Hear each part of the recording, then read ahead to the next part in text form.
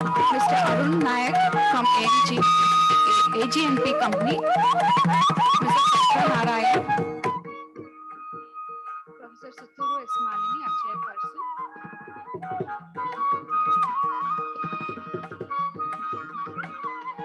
Mr. Anu sir will be joining us shortly. In 2014, the United Nations General Assembly declared 15 July as World's Youth Skill Day to celebrate the strategic importance of equipping young people with skills for employment, decent work, and entrepreneurship. The celebration of the World Youth Skill Day 2020 will highlight the ongoing focus on the transforming education summit and contribute to the work being done under its thematic action, track planning, skill for life, work and sustainable development. The summit is a young, inspired global event of major importance for the future of millions of young people. It is prepared by, with, and for the youth. Now to start this occasion, I request Ningraju and team for the invocation.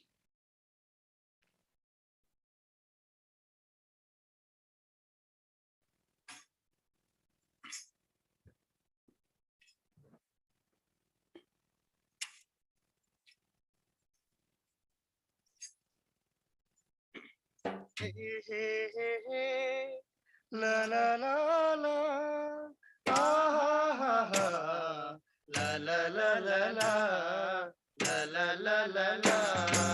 ಮೂಡಲಗಿರಿಯೋನೆ ಮುದ್ದಾದ ಮಲೆಯೋನೆ ಬಾಳಲ್ಲಿ ಬೆಳಕ ತಂದೋನೆ ಬಾಳಲ್ಲಿ ಬೆಳಕ ತಂದೋನೆ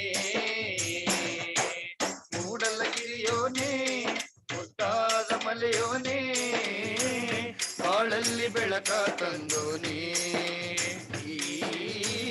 ಬಾಳಲ್ಲಿ ಬೆಳಕ ತಂದೋನೆ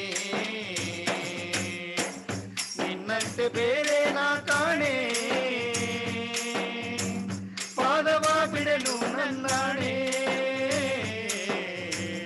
ನಿನ್ನಂತೆ ಬೇರೆ ನಾ ಕಾಣೆ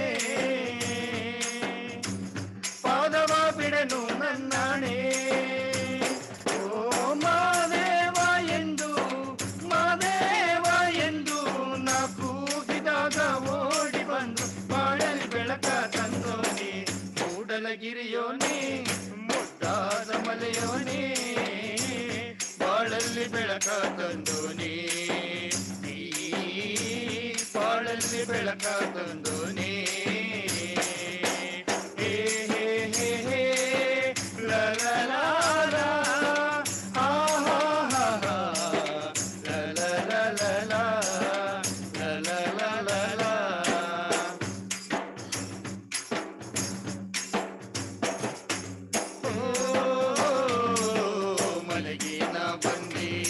ಮಹದೇವಗೆ ಶರಣೆಂದೇ ಮಲ್ಲಿಗೆ ಹೂ ಚೆಲ್ಲಿ ಮನಸಾರವುಗೆ ಎಂದೇ ಆ ಮಲೆಗೆ ನಾ ಬಂದೆ ಮಹದೇವಗೆ ಶರಣೆಂದೇ ಮಲ್ಲಿಗೆ ಹೂ ಚೆಲ್ಲಿ ಮನಸಾರವುಗೆ ಎಂದೇ ಕಷ್ಟವ ಕಳೆಯೆಂದೇ ಕೈ ಹಿಡಿದು ಸಲಹೆಂದೇ ನೆಮ್ಮದಿ ನೀಡೆಂದು ಶಿರಬಾಗಿ ನಾನಿಂದೆ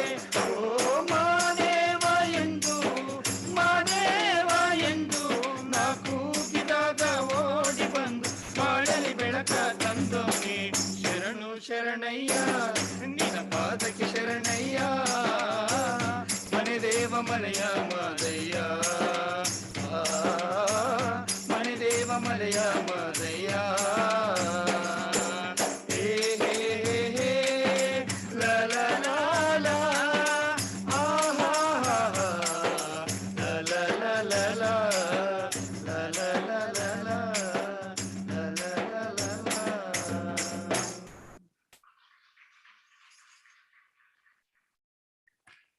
ಈಗ ನಾಡಗೀತೆ ನಿಂಗರಾಜು ಹಾಗೂ ತಂಡದಿಂದ ಗೌರವ ಸೂಚಕವಾಗಿ ಎಲ್ಲರೂ ಎದ್ದು ನಿಲ್ಲಬೇಕಾಗಿ ವಿನಂತಿ.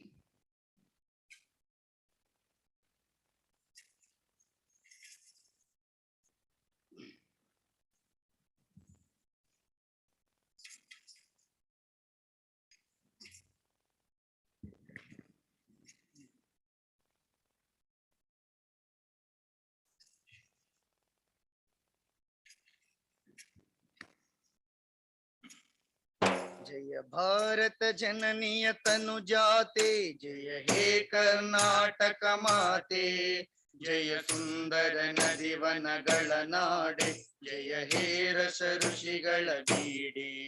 जय भारत जननीय तनु जाते, जय हे कर्नाटक माते, जय सुंदर नदी वनಗಳ ನಾಡೆ, जय हे रस ಋಷಿಗಳ ಬೀಡೆ. ಭಾರತ ಜನನಿಯ ತನು ಜಾತೆ, ಜನನಿಯ ಜೋಗುಳ ವೇದದ ಘೋಷ, ಜನನಿಗೆ ಜೀವವು ನಿನ್ನ ವೇಷ. ಹಸುರಿನ ಗಿರಿಗಳ ಸಾಲೆ, ನಿನ್ನಯ ಕೊರಳಿನ ಮಾಲೆ, ಕಪಿಲ ಪತಂಜಲ ಗೌತಮ ಜಿನನುತ ಭಾರತ ಜನನಿಯ ತನು ಜಾತೆ, ಭಾರತ ಜನನಿಯ ತನು ಜಾತೆ.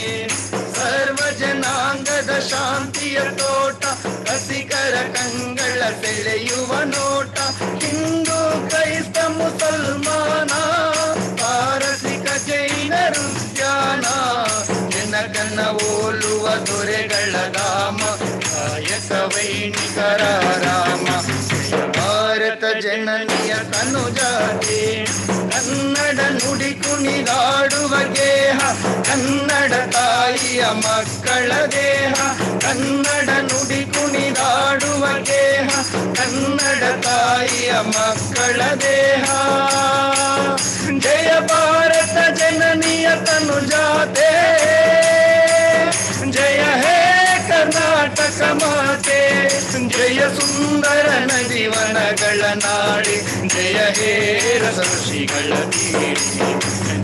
ಭಾರತ ಜನನಿಯ ತನು ಜಾತೆ, ಜಯ ಹೇ ಕರ್ನಾಟಕ ಮಾತೆ, ಜಯ ಸುಂದರ ನದಿ ವನಗಳ ನಾಡಿ, ಜಯ ಹೇ ರಸ ಋಷಿಗಳ ಬೀಡಿ. ಜಯ ಭಾರತ ಜನನಿಯ ತನು ಜಾತೆ.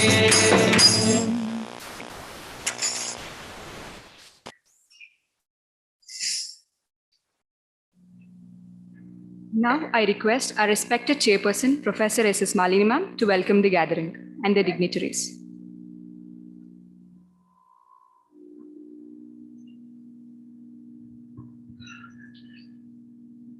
I request Professor Anand sir to grace the dais. Very good morning to all of you. A warm welcome to this occasion. Indeed, it's a great pleasure for me to welcome the dignitaries on the dais and off the dais and my genetics department. I take this opportunity and pleasure to welcome all the dignitaries with a brief introduction. So first of all, I would like to extend my sincere thanks and I welcome our Honorable Dr. A.P. Gnanaprakash sir. He is a professor of physics and register evaluation, University of Mysore. And today, main guest and invitees, our Honorable Vice Chancellor sir and Shri Pratap Sima sir. Due to some unavoidable circumstances, they are unable to grace this occasion.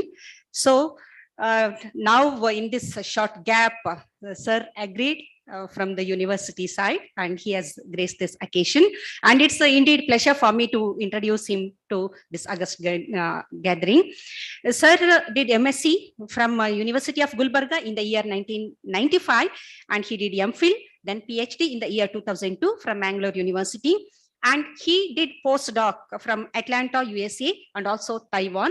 Later on, he joined University of Mysore, and he served in different capacities in University of Mysore as assistant professor, reader, then professor.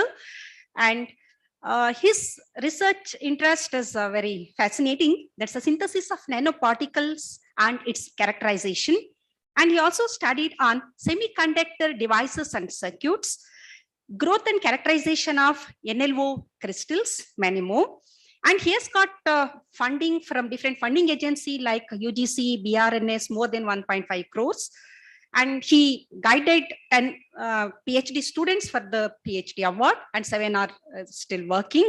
And sir has published more than 120 papers, research articles in highly reputed national and international journals. And 130 conferences he has presented and presented paper.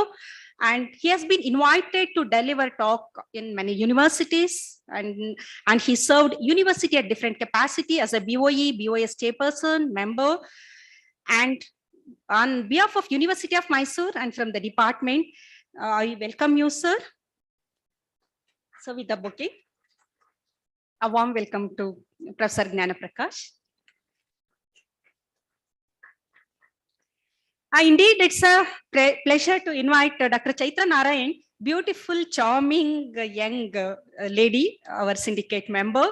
He's a founder of Kodagu Agritech and Shivam Distilleries. She is alumni of Mysore University, did her MSc from microbiology, then PhD in microbiology. And she's inspiring all the youngsters, those who want to dream as an entrepreneur. She's a motivator and she's role model to all youngsters. So indeed, it's a really, it sends a lot when she graced this occasion as an entrepreneur to celebrate International Youth Skill Development Day. So on behalf of Department and University of Mysore, a warm welcome to our beautiful lady. I request our students to welcome her. And it's a pleasure for me to introduce Arun Nayak, Regional Head, AG&P Company. He is heading Mysore District, Mysore, Mandya, Chamarajanagar. And I welcome you, sir. And they are the one, generously, they have extended their support and they have donated more than 10 lakhs worth of microscopes, 12 microscopes and one stereosome to our department. And really, it's a very meaningful to support, to develop skills among youngsters.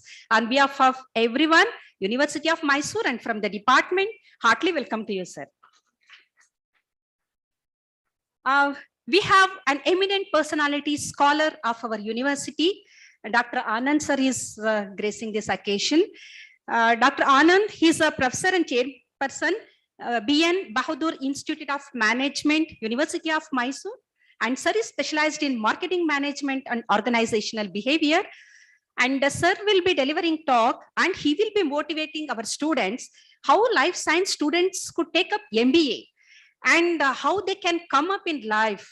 And really it is the need of the hour wherein life science students, they develop some skills, thereby they can give challenges in the global level. So sir will be delivering a talk and indeed it's a really pleasure to listen to him and he's a very good orator. So we will be getting a chance. On behalf of our department, heartily welcome to you, sir. And I take the opportunity to welcome our Professor N.B. Ramachandra sir, former chairperson of the department. He's my mentor and he's the force behind all this and highly dedicated person in the campus. And he's inspiring all youngsters whenever anything he'll be behind us. I welcome Professor G.S. sir and he is our Apad Bandhava. And his blessings really making our department glorified. And I welcome Dr. Amritavalli, Dr. Tejas. And today we are felicitating many people from different area. And I welcome all the people. And I welcome Hegde, Prashant, then Praveen and his family is here. And I welcome all the staff from AG&P company. They are all here. And Charan is here and he's the one, he took a lot of pain to procure the equipment, these microscopes, and he's behind everything. And also I remember Sunil in this occasion, he's the one, he is instrumental, he has initiated. Within short span, within the 1 month, they procured this equipment. It is an imported one, fluorescent microscopy is imported one, and took all the pain and a lot of correspondence they did. And every time I used to get all the emails, they are attaching the mail to me also to be more transparent. And really, I thank all of you for the greatest support towards our university. And definitely, I promise you that whatever you have will be useful. And I welcome media people And I welcome our my kids, students from department, our non-teaching staff. They are my backbone, and they are supporting all the events with enthusiasm. They are supporting me. And I welcome media person, then IOE people, and everyone, those who are attending this occasion, as well as behind me, supporting me. I welcome everyone once again. Thank you.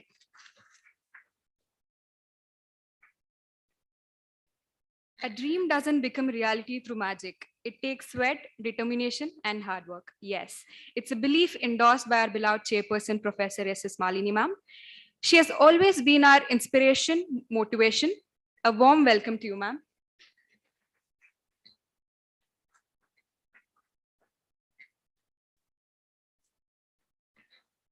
Deepam Jyoti Parabrahma, Deepena Sarvatamopaha, Deepena Sadyate Sarvam, Sandhya Deepa Namostute. With that, ladies and gentlemen, I'd like to say that light and brightness has always been equated with positivity and motivation, and it is seen as the harbinger of good.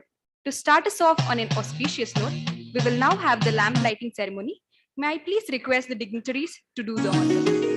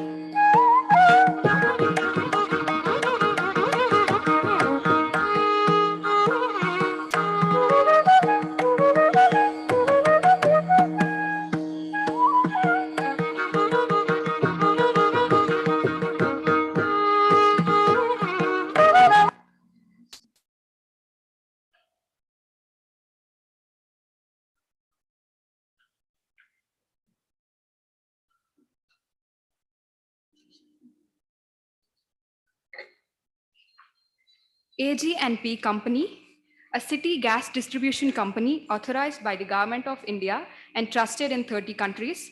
Their mission is to improve millions of lives by providing access to natural gas as a principal fuel source.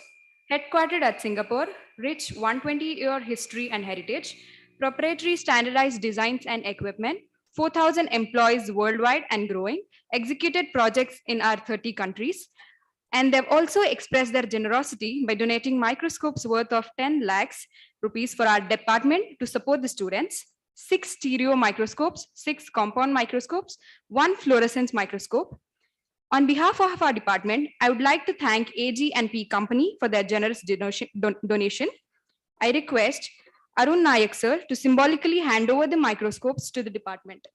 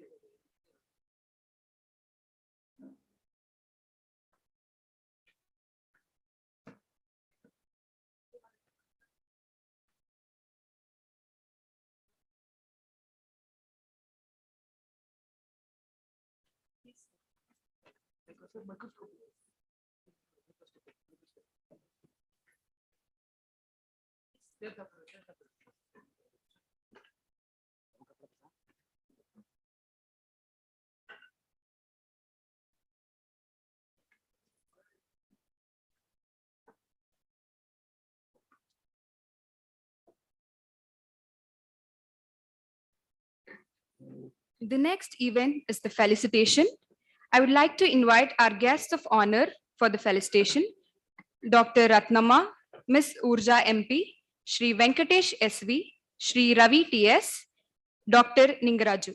I would like to call upon my friends to introduce our guests of honor.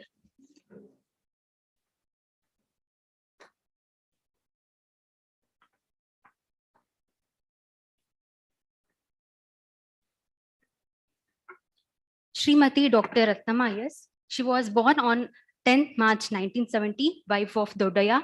She is from Madur Colony, Chamrajnagar district. She did her PhD in Tribal Studies, Kannada University, MA in Sociology from University of Mysore, Diploma in Women's Studies in University of Mysore, BA from Maharani's Arts College, Mysore. She served as health assistant at the VGKK Hospital. She was appointed as a health educator under the IPP 9 project at Vivekananda Girijana Kalyana Kendra, Bihar Hills. She visited tribal Hadi located in Bihar Hills. She educated the tribals about personal hygiene, STD, AIDS, and its management.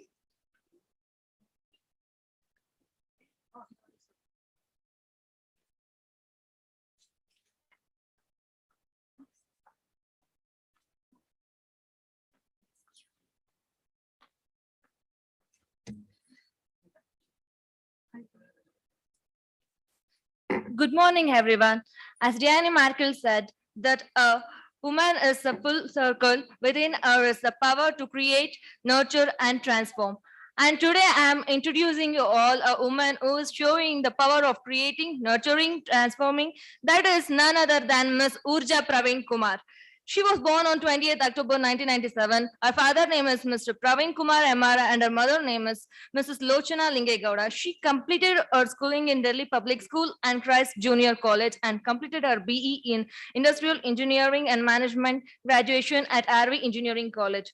Since Ms. Urja is passionate about environment, sustainability, and farming, she completed a course in vertical farming and sustainable agriculture and researched in this space to provide sustainable and cost-effective solutions to farmers. In 2018 to 2019, she worked as a VP of Entrepreneurship Cell in RVCE, and currently she is a director at Earth Save Private Limited, which is a digital marketing in which she is responsible for B2C and D2C sales, digital marketing, and product development.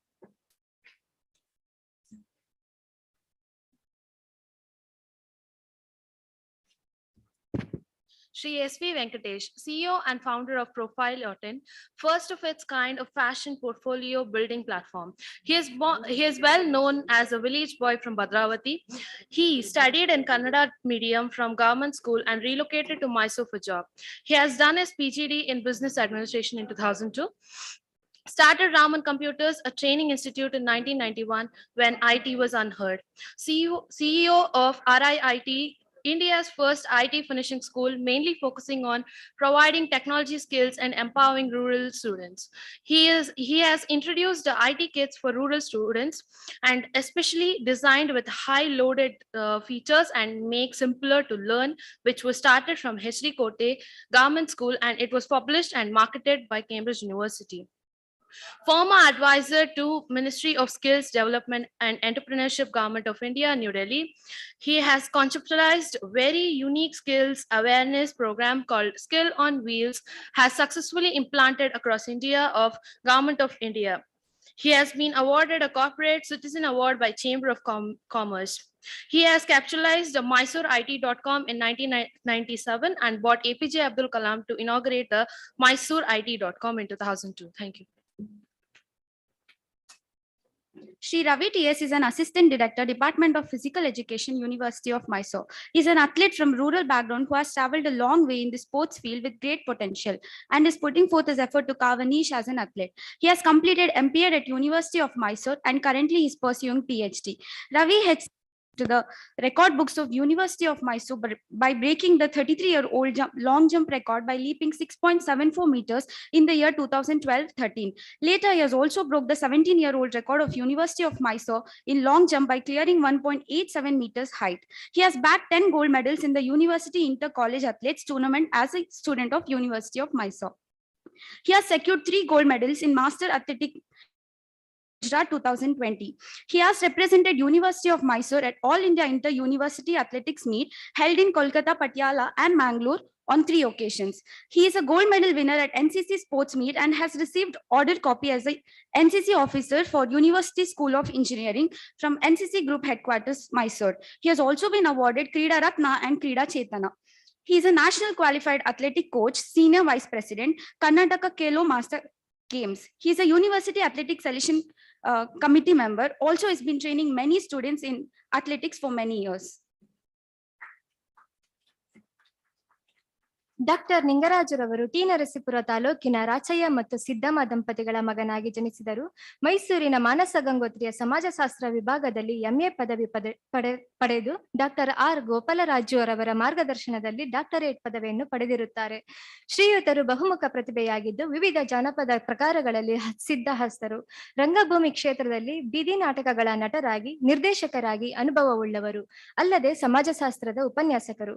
ಶ್ರೀಯುತರು 2002ರಲ್ಲಿ ಕೇರಳದಲ್ಲಿ ನಡೆದ ಗಣರಾಜ್ಯೋತ್ಸವ ತಯಾರಿ ಪಥಸಂಚಲನದಲ್ಲಿ ಮೈಸೂರು ವಿಶ್ವವಿದ್ಯಾನಿಲಯವನ್ನು ಹಾಗೂ 2003ರಲ್ಲಿ ನವದೆಹಲಿಯಲ್ಲಿ ನಡೆದ ಗಣರಾಜ್ಯೋತ್ಸವ ಪಥಸಂಚಲನದಲ್ಲಿ NSS ಸ್ವಯಂ ಸೇವಕರಾಗಿ ರಾಜ್ಯವನ್ನು ಪ್ರತಿನಿಧಿಸಿದ್ದಾರೆ.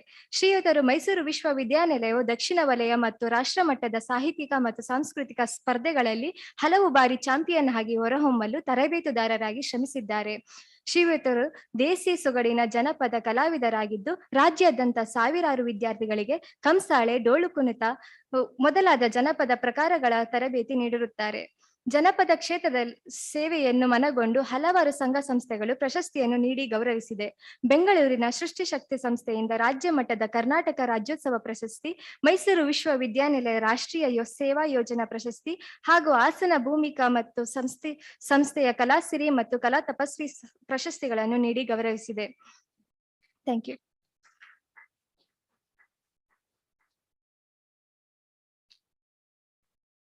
Now I request Professor AP Gnanaprakash sir to felicitate Arun Nayak sir, Dr. Chaitra Narayan and Anand Kumar sir.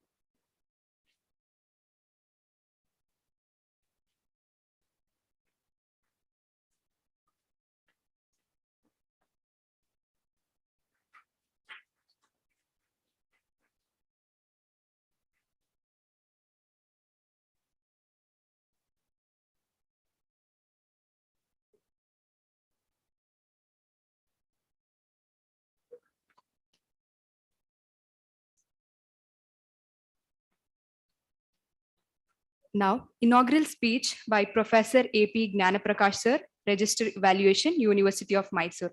I request you, sir.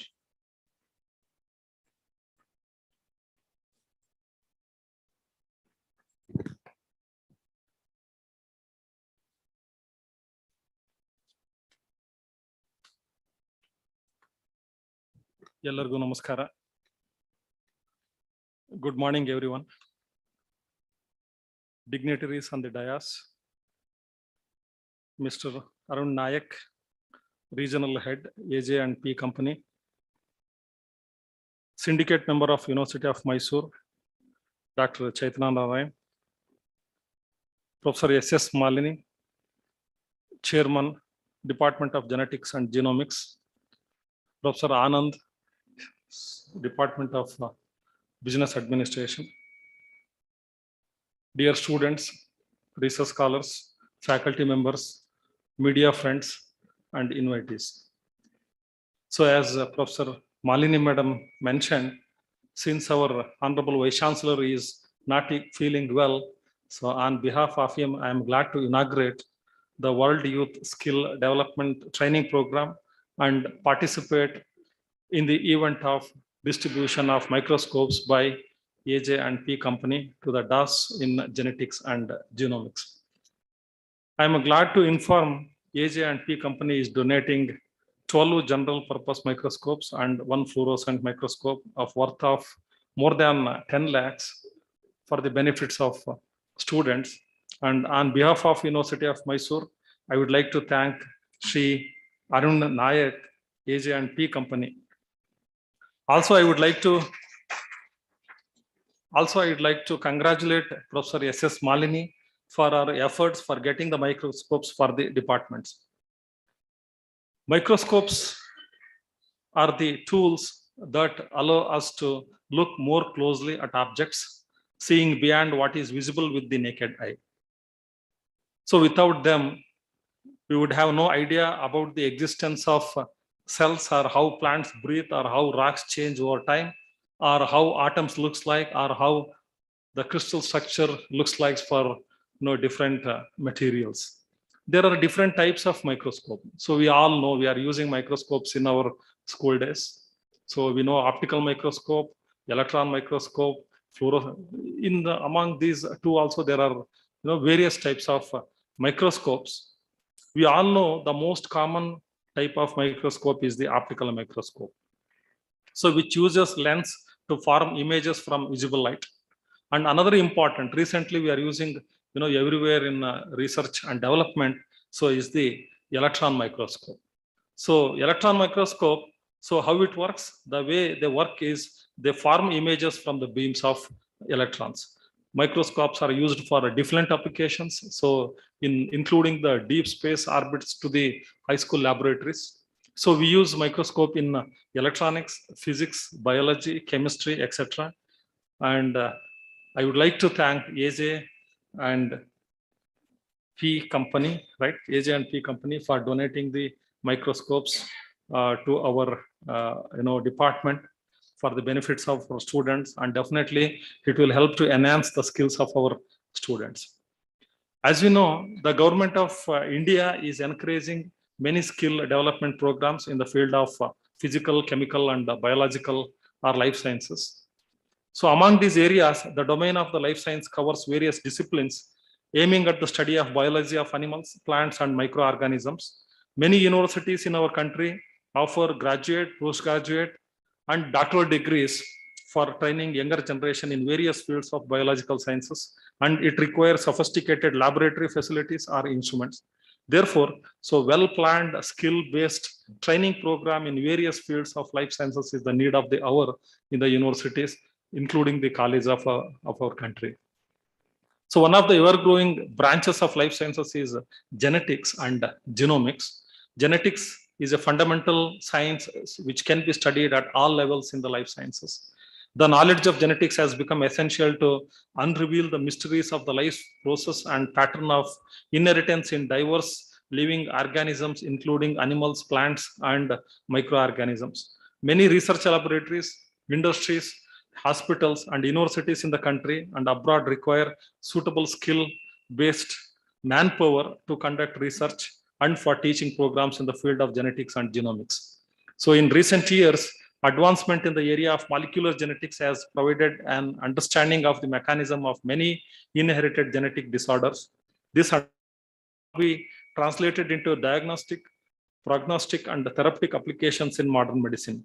In view of this, the Department of Genetics and Genomics is planning to commence skill-based training programs in the light of human health and the welfare. So there should be an interaction among interdisciplinary programs or departments in the campus, and we should organize the skill-based training program, and it is very much essential for the young students. So one of the best example is the bioinformatics, where computer knowledge is well employed, and similarly with the advancement computational program, biostatistics is applied to every disciplines. Further, the tremendous development made in the forensic science is due to the outcome of interactions between biology, computer science, criminology, as well as anthropology. Even in order to understand, so the basic principles of the microscopes, definitely one should know the physics. Unless you know the optics, you cannot understand the the use of the microscope. So therefore, interdisciplinary understanding or interdisciplinary studies are very much essential nowadays. And one more important is electronics always, it is, combined with the, optics. So you can use all your mobiles as a microscopes itself. Even if you cannot see something on your, tablets strips, you can take a photo and you can enlarge, and, you can use your own mobiles as a microscopes also. So hence it is essential to organize the skill-based training program, so with the interdisciplinary subjects for our young students and researchers.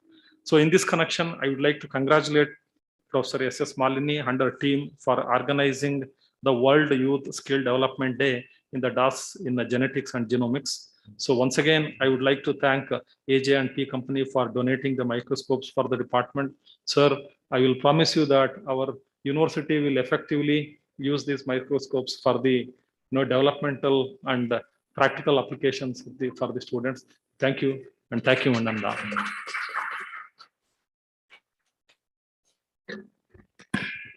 Thank you for delivering a valuable message to the gathering, sir. Now I kindly request Arun Nayak, Regional Head, AD&P Company, to speak a few words about the program.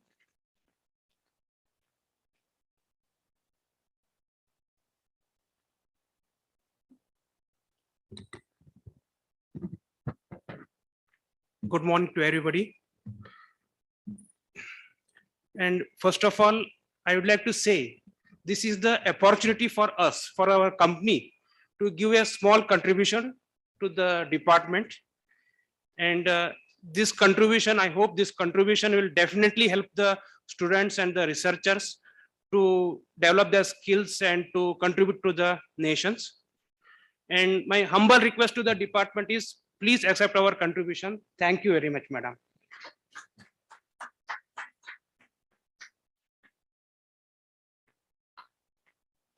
Thank you very much, sir. Now I would like to request Dr. Ratnama to speak a few words about today's program.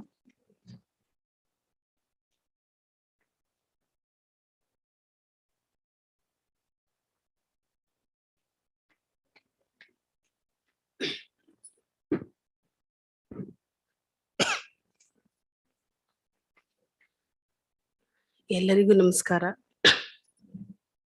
ವೇದಿಕೆ ಮೇಲಿರ್ತಕ್ಕಂಥ ಎಲ್ಲ ಗಣ್ಯ ವ್ಯಕ್ತಿಗಳನ್ನ ನಾನು ಅವರಿಗೆ ಸಾಷ್ಟಾಂಗ ನಮಸ್ಕಾರಗಳನ್ನ ಮಾಡ್ತಾ ಇದ್ದೀನಿ. ಹಾಗೂ ವೇದಿಕೆ ಮುಂಭಾಗದಲ್ಲಿರ್ತಕ್ಕಂಥ ಎಲ್ಲ ಗಣ್ಯ ವ್ಯಕ್ತಿಗಳಿಗೂ ಹಾಗೂ ಸ್ಟೂಡೆಂಟ್ಸ್ಗಳಿಗೂ ಹಾಗೂ ಎಲ್ಲರಿಗೂ ಮತ್ತು ಮಾಲಿನಿ ಮೇಡಮ್ನವರಿಗೆ ಎಲ್ಲರಿಗೂ ಸಹ ಮತ್ತು ಡಿಪಾರ್ಟ್ಮೆಂಟ್ ಇರ್ತಕ್ಕಂಥ ಎಲ್ಲರಿಗೂ ನಮಸ್ಕಾರ ಮಾಡುತ್ತಾ ಒಂದೆರಡು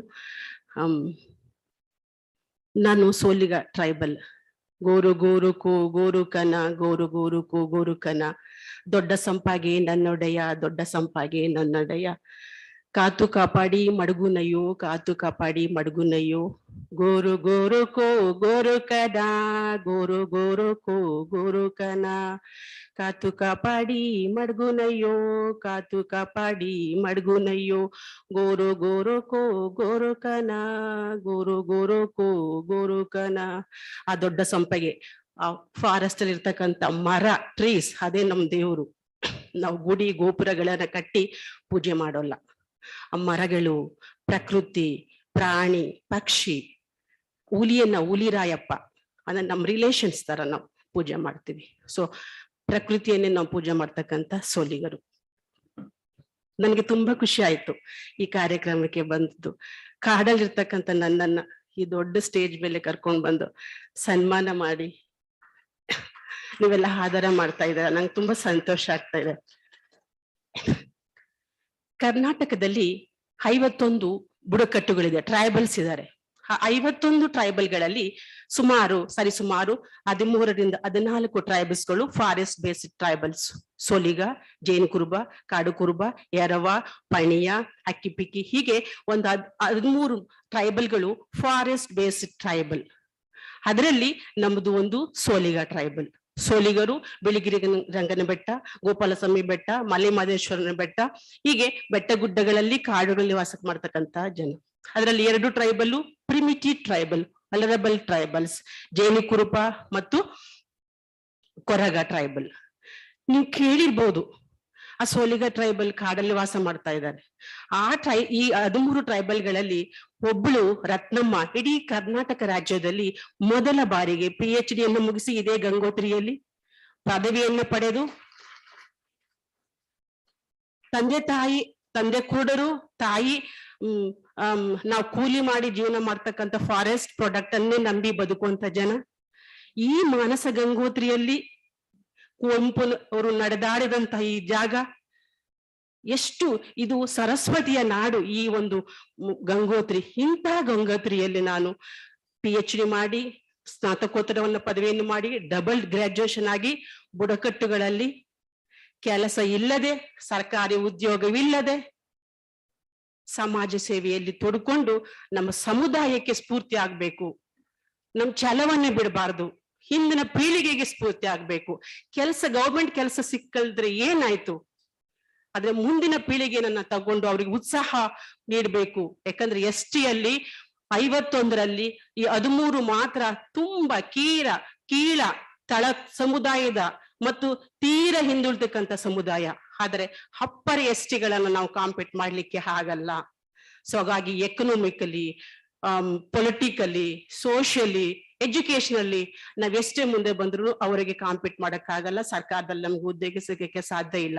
ಆದ್ರೂ ಛಲವನ್ನ ಬಿಡದೆ ಎಷ್ಟು 2006 ಅಲ್ಲಿ ಇಂಟರ್ವ್ಯೂ ಹೋಗಿ ವಾಪಸ್ ಬಂದ್ರು ಸಹ, ಯೂನಿವರ್ಸಿಟಿಗಳಲ್ಲಿ ಪ್ರೊಫೆಸರ್ ಹುದ್ದೆಗೆ ಇಂಟರ್ವ್ಯೂ ಹೋಗಿ ವಾಪಸ್ ಬಂದ್ರು ಸಹ ನನ್ ಛಲವನ್ನ ಬಿಡಲ್ಲ. ಮುಂದೆ ನುಗ್ಗುತ್ತಾ ಇರ್ಬೇಕು. ಸ್ವಾಮಿ ವಿವೇಕಾನಂದರು ಹೇಳ್ತಾರೆ, ಎದ್ದೇಳಿ ಮುಂದೆ ಹೋಗಿ, ನಿಮ್ಮ ಗುರಿ ಮುಟ್ಟುವ ತನಕ ನೀವು ನಿಲ್ಲದಿರಿ ಅಂತ ಮುಂದೆ ಬರ್ತಾ ಇದ್ದೀನಿ.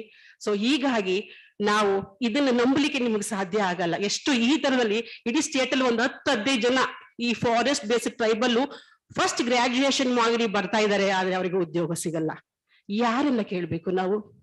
ಸರ್ಕಾರನ ಕೇಳ್ಬೇಕಾ? ನಿಮ್ಮನ್ನ ದೂಷಿಸ್ಬೇಕಾ? ನಾವು ಓದಿದ್ದೆ ತಪ್ಪ?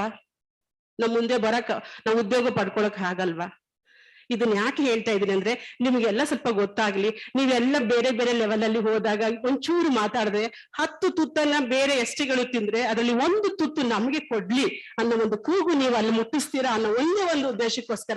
ನನಗೆ ಈಗ ಏಜ್ ಆಯ್ತು, 50 ವರ್ಷ 49 ಮುಗಿತಾ ಇದೆ. ಆದ್ರೆ ನನ್ನ ಹಿಂದೆ ಬರ್ತಕ್ಕಂಥ ಎಷ್ಟೋ ಮಕ್ಕಳು, ಬಿಡಿ ಮಕ್ಕಳು ಓದ್ತಾ ಇದ್ದಾರೆ. ಅವ್ರಿಗಾರು ಉದ್ಯೋಗ ಅಲ್ಲಲ್ಲಿ ಒಂದೊಂದು ಚಿಕ್ಕ ಪುಟ್ಟ ಉದ್ಯೋಗಗಳ ಸಿಗ್ಲಿ ಅನ್ನೋ ಒಂದು ಉದ್ದೇಶಕ್ಕೋಸ್ಕರ ಮಾತ್ರ ಈ ವಿಷಯಗಳನ್ನ ನಿಮ್ಮಲ್ಲಿ ಹಂಚ್ಕೊತಾ ಇದ್ದೀನಿ.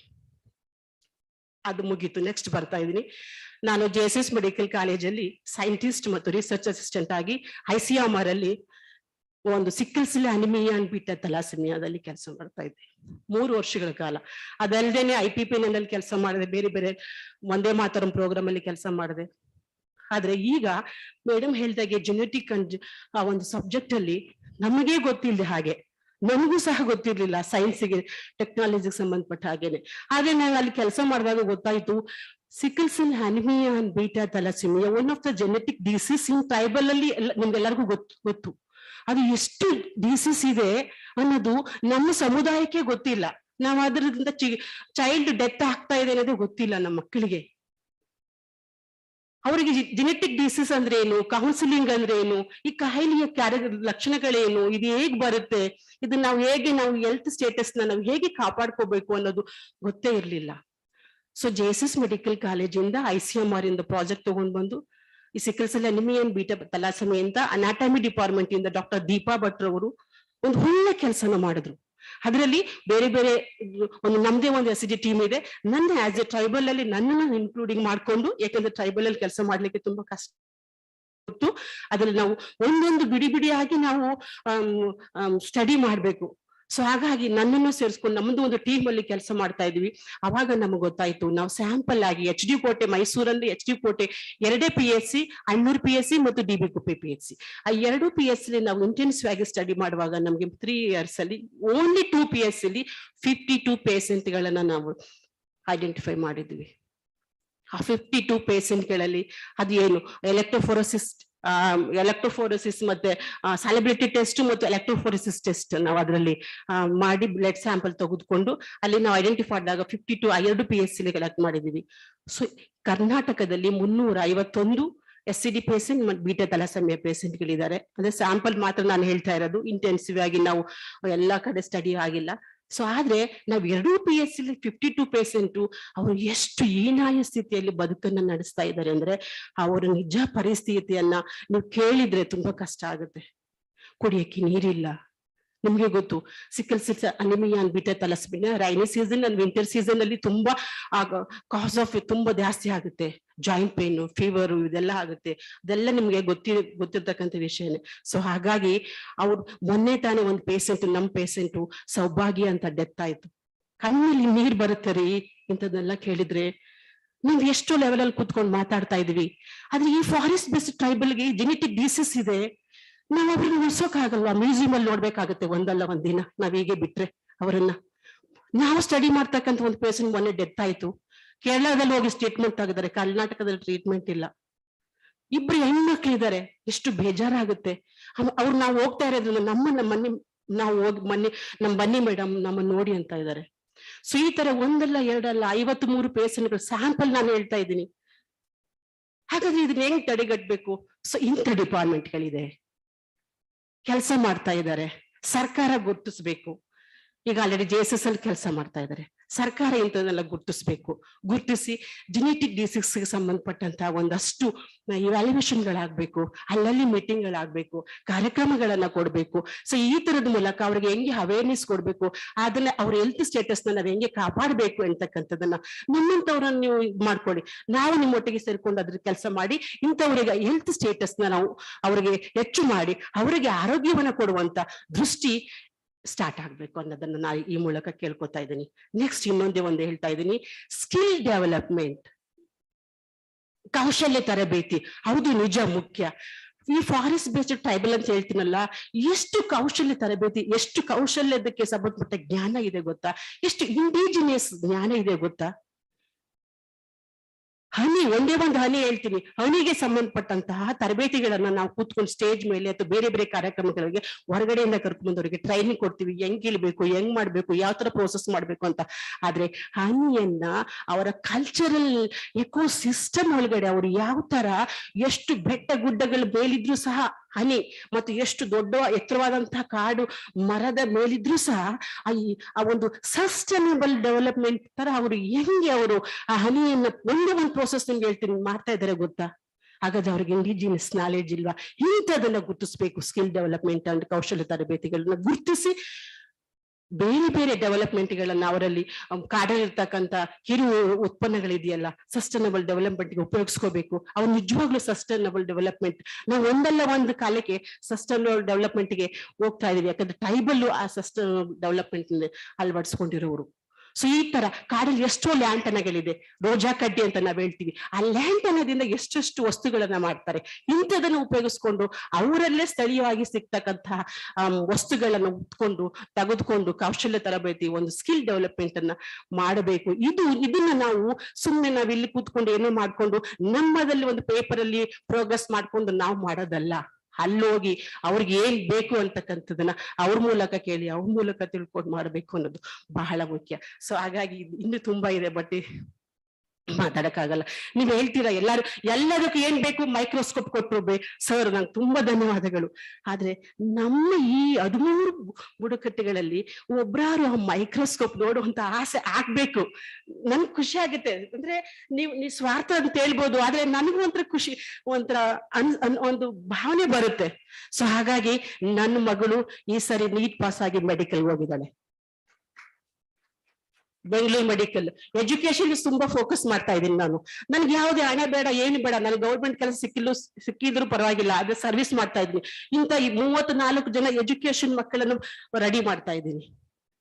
ಸೊ ಇದು ಮುಖ್ಯ. ನೀವು ನಂಬೋದು ಬಿಡ್ಬೋದು, ಎಲ್ಲ ಮಕ್ಕಳಿಗೂ ಫಂಡಮೆಂಟಲ್ ರೈಟ್ಸ್ ಎಜುಕೇಶನ್ ಅಂತ ಹೇಳ್ತೀರಾ. ಕರ್ನಾಟಕದಲ್ಲಿ 121 ಆಶ್ರಮ ಶಾಲೆಗಳು ಟ್ರೈಬಲ್ಗಾಗಿ ಕಟ್ಟಿದ್ದಾರೆ.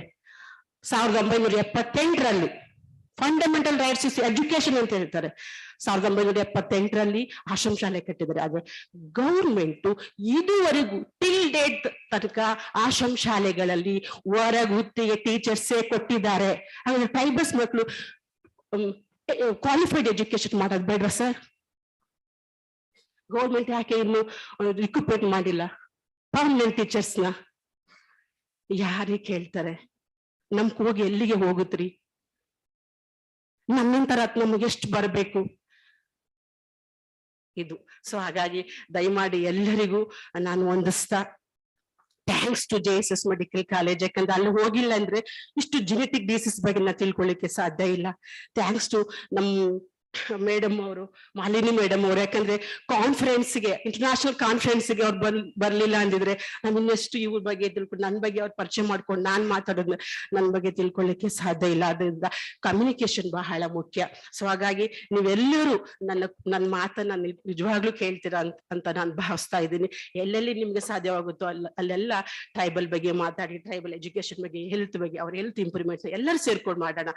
ಎಲ್ಲರೂ ಕೈ ಜೋಡಿಸಿದ್ರೆ ಅದಕ್ಕೆ ಒಂದು ಮುಖ್ಯ ಸಾಧನೆ ಆಗೋದು ಅಂತ ನಾ ತಿಳ್ಕೊತಾ ಇದ್ದೀನಿ. ನಮಸ್ಕಾರ, ಎಲ್ಲರಿಗೂ ನಮಸ್ಕಾರ. Thank you. ತಮ್ಮ ಅಮೂಲ್ಯವಾದ ಮಾತುಗಳಿಂದ ನಮ್ಮೆಲ್ಲರನ್ನು ಪ್ರೇರೇಪಿಸಿದ್ದಕ್ಕಾಗಿ ಡಾಕ್ಟರ್ ರತ್ನಮ್ಮರವರಿಗೆ ಧನ್ಯವಾದಗಳು. I kindly request Shri Venkatesh SV to please come on stage and share your thoughts with us.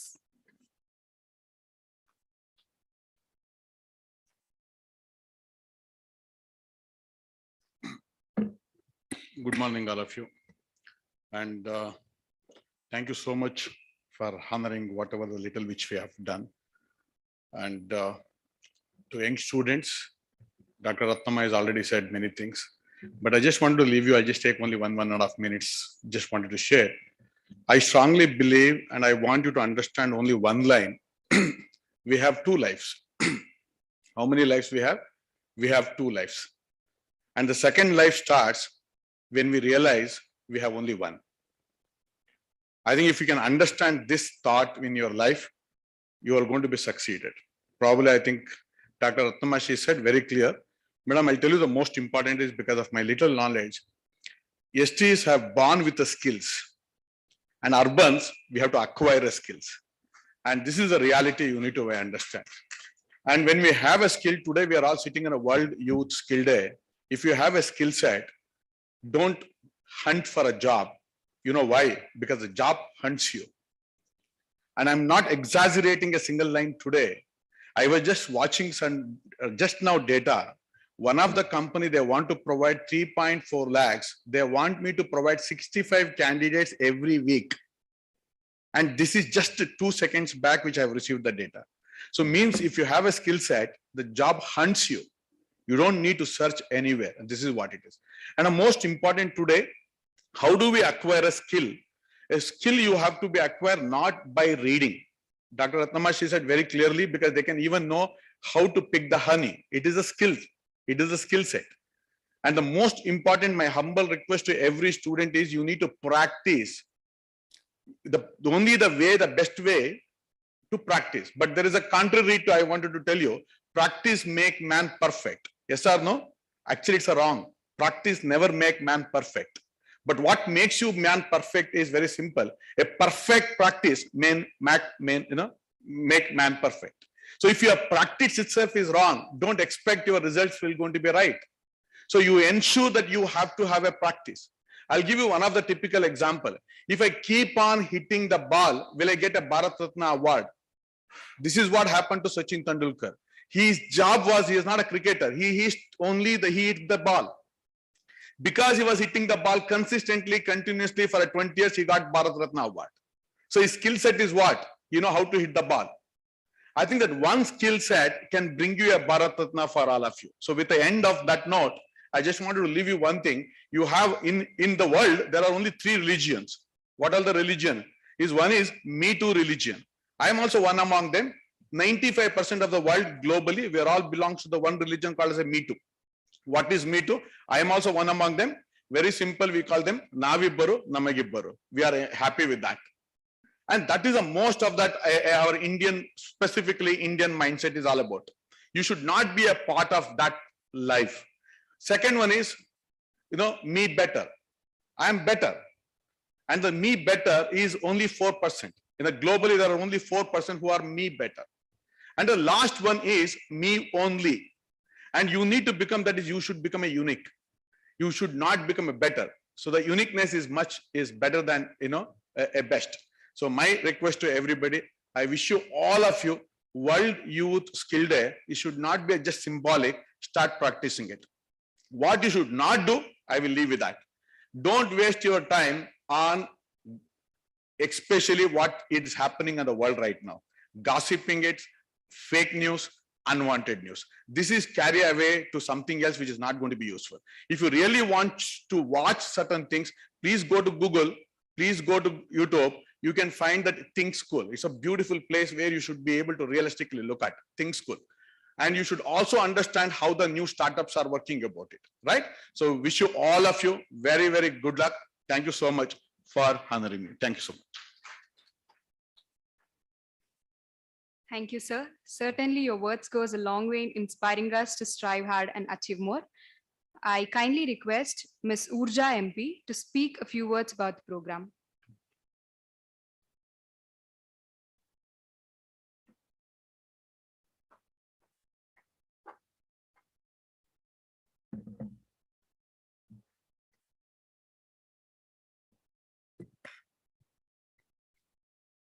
Good morning, esteemed guests, teachers, students, and everybody present here today.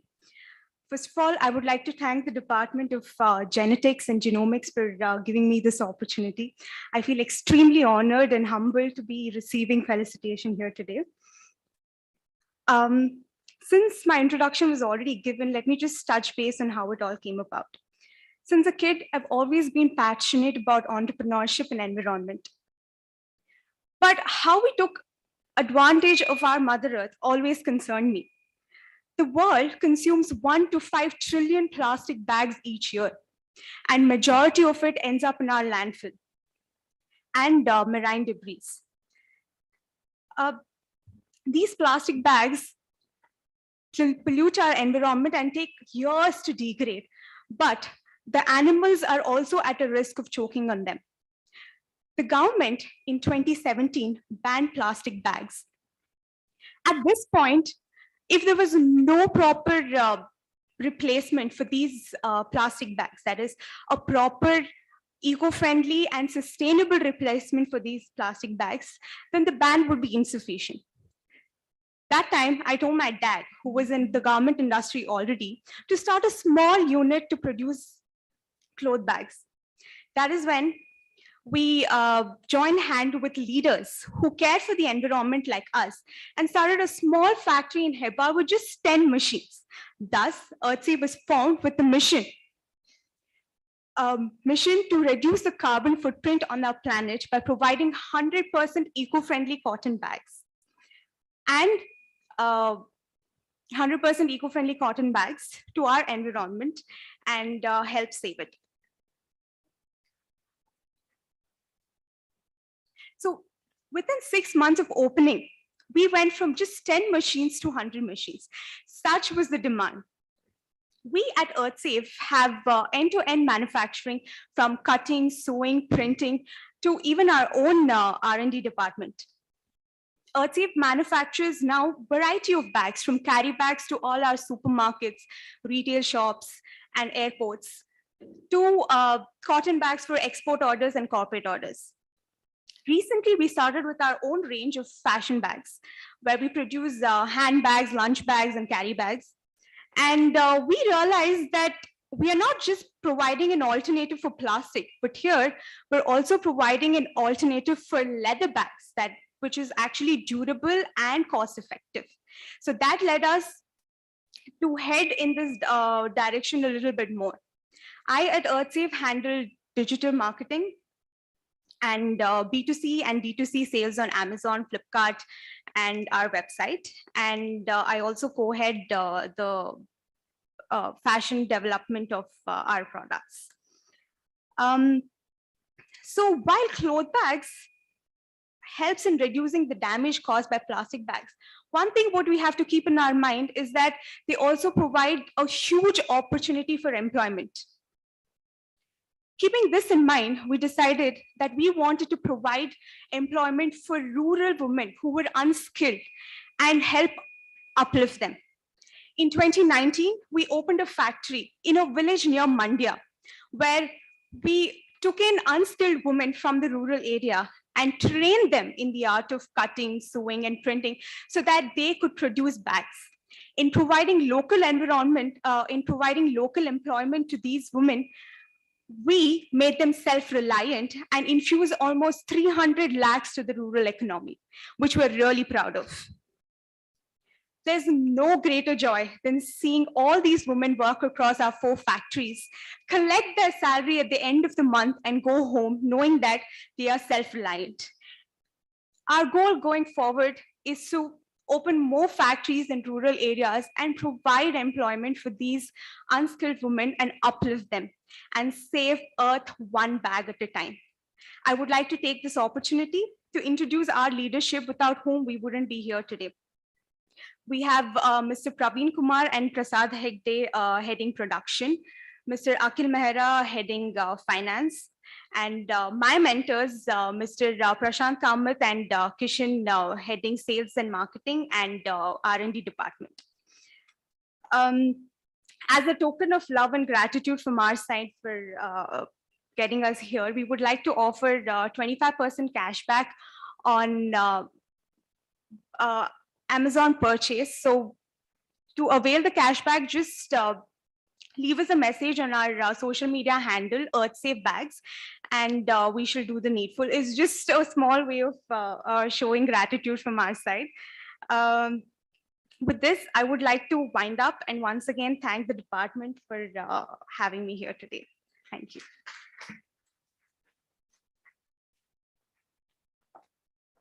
Thank you, ma'am, for your beautiful words of wisdom. I now request Dr. Amrutavalli ma'am to speak a few words on significance of today's event.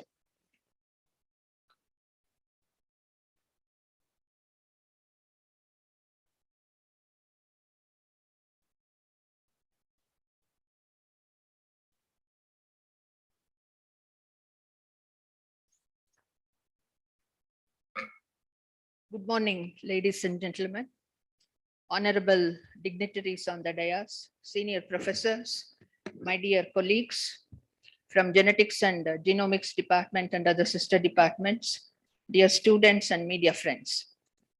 Today, we are there on a very remarkable day we are celebrating here. Today is World Youth Skill Day. It is celebrated on 15 July of every year. The objective of this particular day is to spread awareness about technical, occasional, education training, and the development of other skills relevant to both local and global economies. So this is a very remarkable day. So this day was marked by the United Nations General Assembly in the year 2014.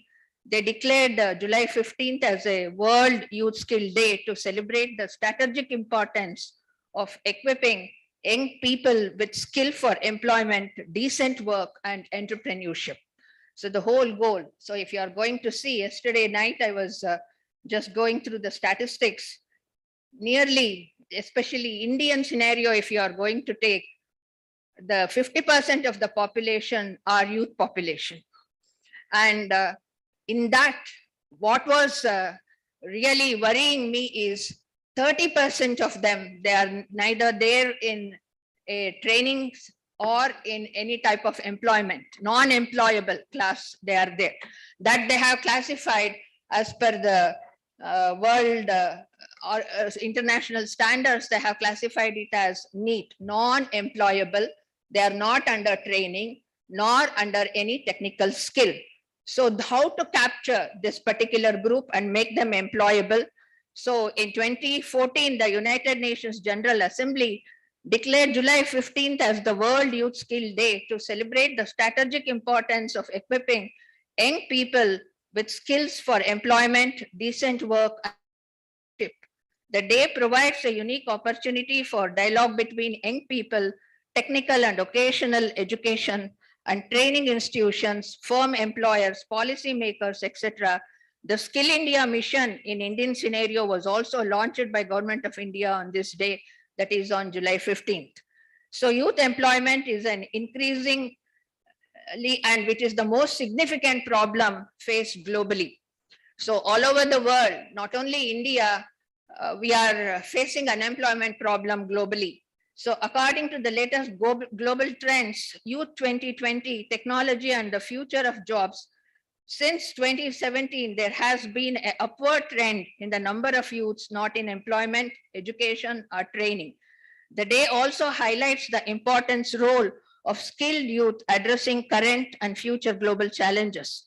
It is known that Skill India is an initiative of the central government which was launched to empower the youth skill and make them more employable and more productive in the work environment. So 15 July is declared as the World Youth Skill Day by adopting a resolution by the United Nations General Assembly in December 2014. The main aim of the day is to achieve better socio-economic conditions for today's youth in terms of challenges of unemployment and underemployment. So education and training are central to the achievement of specifically United Nations has proposed and they are implementing a project called as 2030 Agenda. The vision of Incheon Declaration, Education 2030, is fully captured by Sustainable Development Goal 4, ensure inclusive and equitable quality education and promote lifelong learning opportunities to all.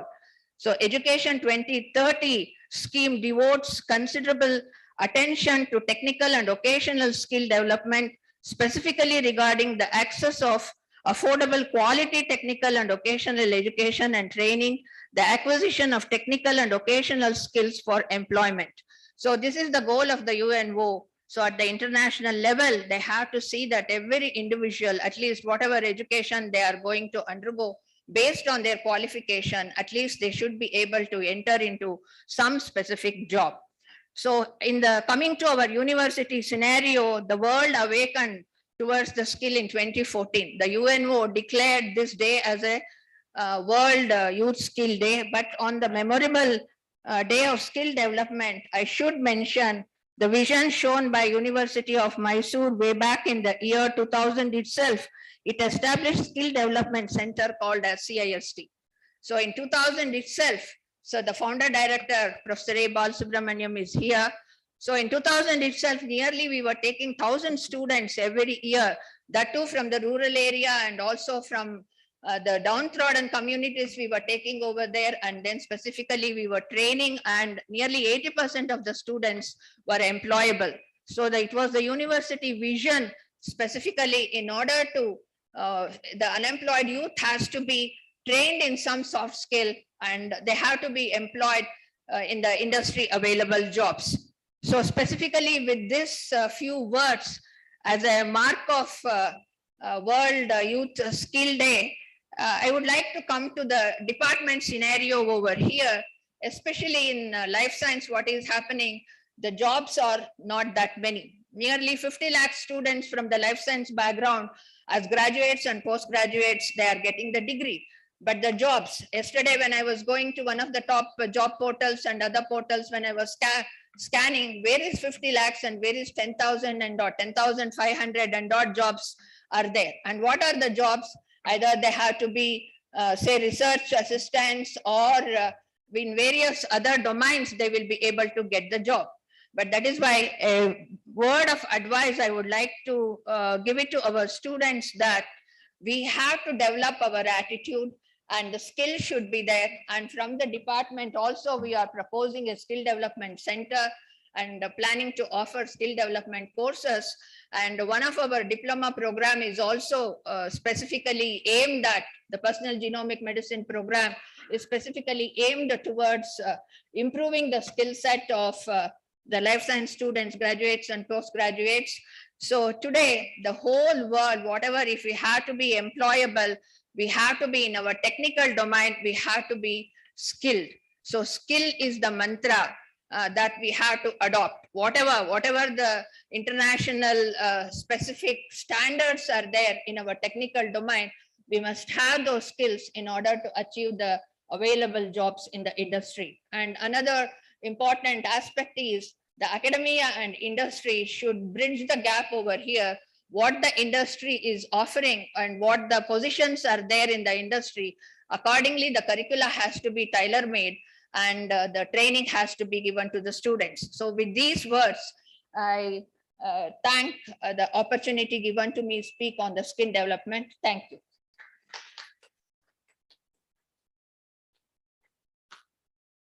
Thank you very much, ma'am. I now request Dr. Chaitra Narayan to speak a few words about the skill development.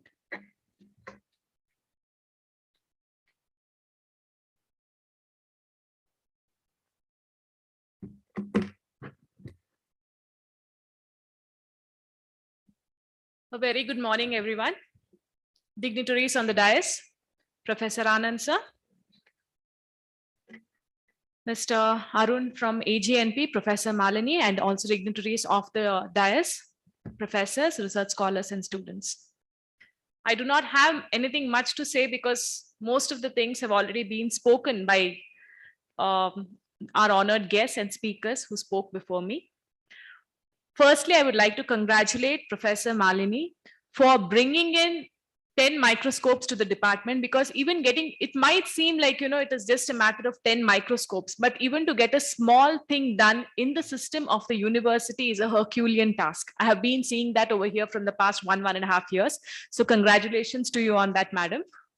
And also I would like to thank AGNP company wholeheartedly, sir, for the kind gesture you have shown towards the university, because being a microbiologist myself, having done my PhD at the same university, few years back, I still remember to use a fluorescent microscope, we had to put in an indent and wait for a minimum of 3 to 4 days to make use of a fluorescent microscope. So that is how important it is for the students and researchers today to have a good microscope facility and a good instrumentation facility. And madam, maybe, down the lane, you can also, since IOE is a centralized instrumentation facility, you can look in at, having some of the microscopes here as well. So congratulations to the department, to the genetics and genomics department, and also AGNP company. Moving on, today being International Youth Skill Development Day, I have had the opportunity to closely understand what skill development is all about when Shri Anand Kumar Hegde sir was the Minister of State for Skill Development. We have a lot of skill development centers throughout our state that have been opened, which provides skilling activities and which trains the youth. And also, as madam mentioned, there are also a lot of training programs happening for the rural and backward community also, which will help them attain a job or which will help them become entrepreneurs on a smaller scale. So that is what has been happening. In the similar lines, genetics and genomics department also has come up with a proposal of establishing a skill development center at the department. So over here, they have a line of activities and programs that have been chalked out. So we have to take it now to the next level, to the ministry, to see how things can be approved and done. And while Dr. Ratnama spoke, madam, you mentioned about training and certain education being provided to the tribals about sickle cell anemia and thalassemia. So I think, madam, you have already, she has included that in her list of activities. So definitely we will give importance to that as well. And along with the skill development center, we have plans of coming up with an incubation center. The proposal has already reached the central government, but then the last 2 years haven't been very fruitful because, as we all know, COVID has been very disruptive and none of the fund sanctioning and anything of that sort has happened. But this year, we hope, we'll be able to bring in a good skill development center as well as an incubation center to the university. With this, I would like to conclude my talk because, as I said, Most of our seniors have already stressed upon the importance of skill development and how the university is working towards it and all of it. All the best to all of you. Good luck. Thank you.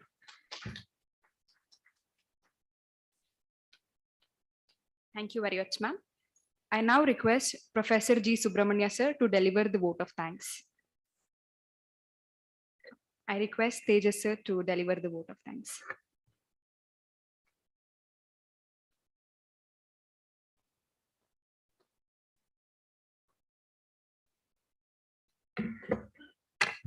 So it's a privilege to propose a vote of thanks for this event. So at the outset, I'd like to thank our Registrar Evaluation, Professor A.P. Gnanprakash, for gracing this occasion and supporting the department. Special thanks to Sir for accepting this invitation at the very last minute.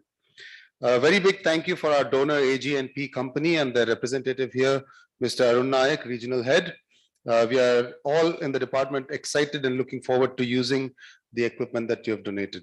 I would like to thank Dr. Chaitra Narayan for attending this event and providing her words of wisdom and inspiring our students. I would like to thank Professor D. Anand, B.N. Bahadur Institute of Management, University of Mysore, for gracing this occasion. We are looking forward to listening to your talk later this day. We'd like to thank all our people who came for providing us the opportunity to felicitate them, Mr. Ravi, Ms. Dr. Ratnama, Mrs. Urja, Mr. Venkatesh, and Dr. Ningaraju for taking the time, accepting our invitation.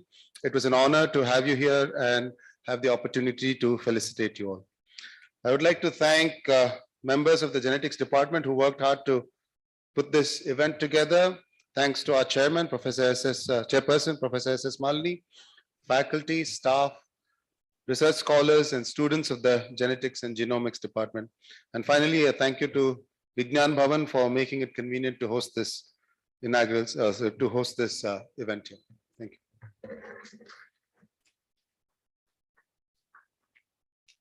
I request everyone to please join for high tea.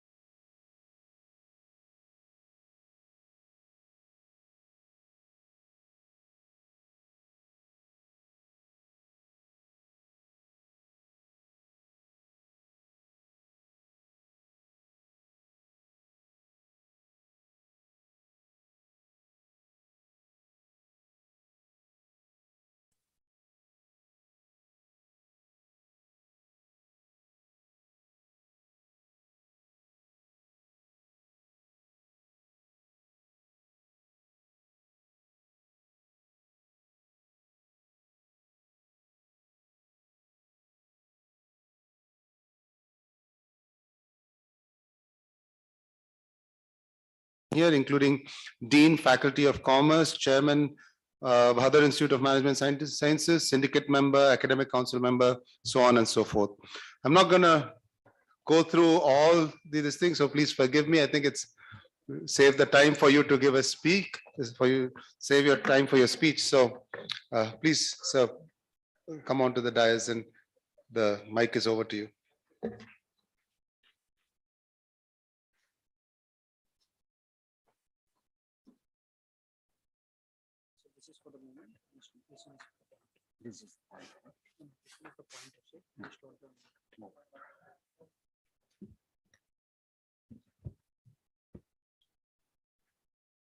Good morning, everybody. At the very outset, I feel proud to be a part of this wonderful occasion. That too, for two reasons. One is the Department of Genetics has organized a wonderful event on the day that should be remembered by everybody for a meaningful reason of directing the youth, that is the World Youth Skills Day. And the other one, it was an exciting moment for me to witness the honoring ceremony wherein 5 different personalities chosen from different areas, starting from sports, entrepreneurship, folklore, communication, digital marketing, which is an excellent idea to inspire the youngsters to address a burning issue that no country is an exception, that is unemployment across the globe. For these two reasons, I congratulate the department from the deep of my heart. Accept my congratulations. And I'm given an opportunity to talk to you on a given topic that is related to World Youth Skills Day, wherein I'm focusing on talking about the new skills for the changing world. Before starting my speech, I have great apprehension whether I can fit into this type of audience, mainly from the science background, the natural sciences, the life sciences, with great luminaries from this field. I could see in the front rows learned professors. In front of these learned professors, I have to make an humble presentation as to how we can address the problems that the youth of today are facing. Whenever I think of youth and their problems, I recall the sayings by 2 great personalities. One is none other than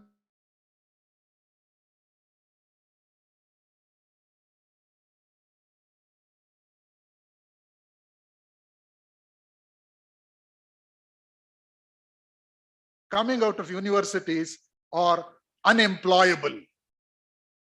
I quote once again, 75% of graduates coming from universities are unemployable.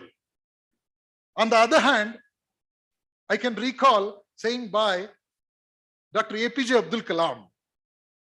Dr. APJ Abdul Kalam said, by 2020, India will become the superpower. The reason for that is by 2020, India will become young. A greater percentage of the youngsters of the world are going to be the Indians. Because of this youth power, India could encash the demographic dividend. If I look back, one thing has become clear and true, that India has become young. Today, the world's youngest population are in India, and you'll be knowing 1 out of 3 Indians happens to be in the age group of less than 24 years. 1 out of 3 is in the age group of 24 years. That is to say that we have the youth population who can remain youth till 2032. 2032 onwards, the graph will start declining and thereafter it will move towards a trend. By 2052, India is going to be with the older people in the world, largest number of older people in the world. Now the point is, unless you catch the greater percentage of our population at young, put them on the right direction, we have to encounter a disastrous moment after 2052. What I'm trying to say is 2052. Therefore, keeping this in mind, if the youngsters are to be properly guided, inspiring them, making them to be on their own, empowering them has become the need of the hour. In that direction, the function organized to mark this wonderful event is quite meaningful. I'm happy to be a part of this. As I told you, I don't know to what extent I can fit into the requirements of students of genetics, but I'm confident whatever I'm going to say will make them to revisit, rededicate, redeploy their thinking towards becoming employable on the one hand, on the other hand, to become entrepreneurs. It is the UNO. I'm not going to once again the historical facts, which has already been presented before you. As a part of the Sustainable Development Goals, in the year 2015, you'll be knowing since 2000, UNO is making plans for the entire world. The first 15 years plans were called the millennial plans. During the millennial plans, that is between 2000 to 2015, attempts were made for the strategic development of the world. The second part of the plan, starting from 2015 to 2030, is identified as the period during which the world has to be transformed. Transformation of the world through the knowledge power. Transformation of the world through knowledge power by eradicating poverty, hunger, unemployment, and all sorts of inequalities. And many people may not be knowing that it was the day that UN has declared as the International Knowledge Day to commemorate once again the birth of a great Indian, Dr. B.R. Ambedkar.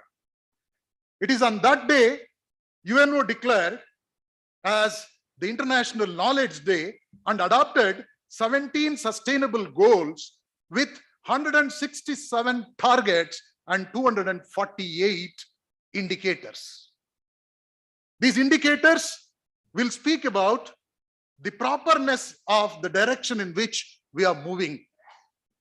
We must feel proud that since that day, the entire world is making plans strategically to move towards sustainable development goals achievement. As a part of that, on that day itself, they declared International Youth Skills Day. Every year they are giving different themes. The theme that I have mentioned here, it is the theme for 2022. The theme for International Youth Skills for 2022 is learning and skills for life, work, and sustainable development. Needless to elaborate, what is sustainable development? Sustainable development, in simple words, believes in enjoying your life in a way which does not distract, which does not make your next generation to enjoy their life as you did it. To leave the world a better place to live by the new generation, next generation, what has to be adopted, that is part of sustainable development. As I was mentioning, UN believed in achieving all this transformation through education. As most of us are concerned with academics and educational assessments, let me quote Alvin Toffler, who is the author of a renowned book called Future Shocks. The title of the book was Future Shocks. In that Future Shocks book, Alvin Toffler has mentioned that to help our future shops, we must create a super industrial educational system. And to do this, we must search for our objectives, methods in the future rather than the past. What has happened in the past is not essential now. No doubt we must love history. By simply quoting historical facts, we are going to achieve nothing. We must think about the future. Education must shift into future tense. I was also reading a recent news about the usage of genetics. Renowned scientists of world class made a mention that instead of talking about using genetics for studying DNA to establish racial superiority, study the genetics to diagnose the reasons for the problems that we are facing in medical science, the number of diseases. The pandemic has taught us a lesson. Concentrate on such things to diagnose the reasons for the diseases in medical science, problems in agriculture, problems in law enforcement with the help of genetic engineering and genetic science, so that there is future potential for genetic students also in the days to come, because the days are going to be not as it was earlier. New type of industries, new business is going to happen in the light of the Industrial Revolution 4.0. Most of you may not be knowing what is Industrial Revolution 4.0. When I say you may not be knowing, I'm referring to the young students. Others should not mistake me. Industrial Revolution 4.0 is based on the digitalization of everything. Everything. Starting from manufacture up to sales. Luckily, we have one digital marketing expert with us. Digitization of the world. Well, the life has become totally digitized. In this situation, it is the application of artificial intelligence, robotics technology, Internet of Things, and then the quantum computing and many more things that we need to think, wherein genetic engineering is also going to be an important segment.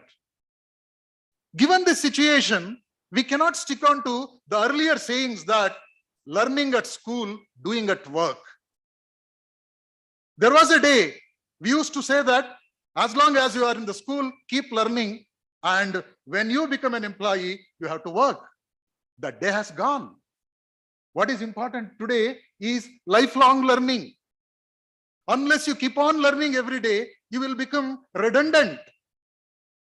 After listening to 5 or 6 speakers on the same dais here, I was thinking my understanding, my preparations are going to be redundant now. After listening to Dr. Ratnama and others, I was thinking, where can I fit in? There was a saying, just 2 days back, there was a report that within 1 or 2 years, 50% of us who are in the job need to upskill ourselves.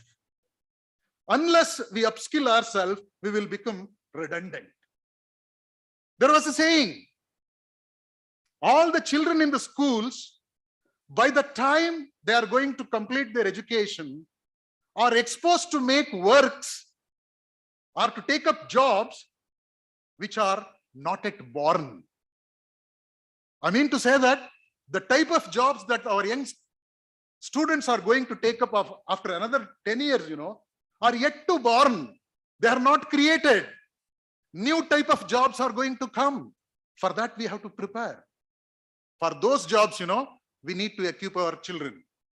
For those jobs, we must prepare our people to get themselves ready. Otherwise, we will become redundant. We will become redundant. As we were connecting with transformation of the world through education, I thought at this point of time, education is an act of unveiling the world.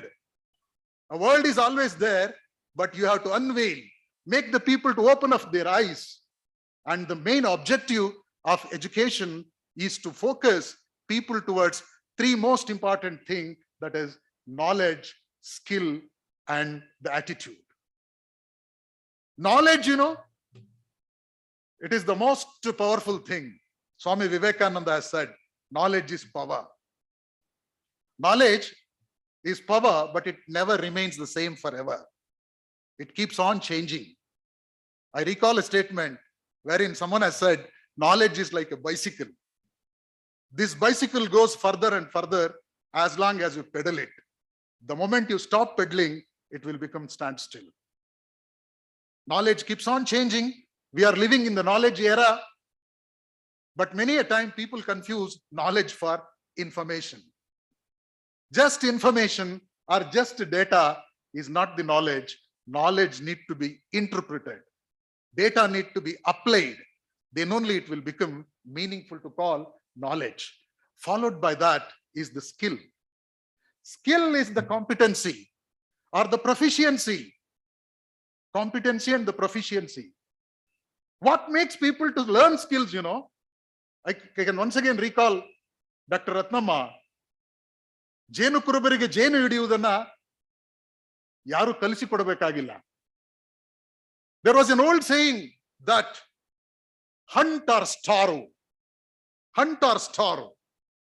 ಬೇಟೆ ಮಾಡು, ಇಲ್ಲವಿದ್ದರೆ ಖಾಲಿ ಹೊಟ್ಟೆಯಲ್ಲಿ ಮಲಗು. ಹಸಿವು ಅನೇಕ ಕೌಶಲ್ಯಗಳನ್ನು ಕಲಿಸಿಕೊಡುತ್ತದೆ. Crisis teach people to learn new things. That could be the reason many a time to believe that need is the mother of invention. When there is a need, you will learn.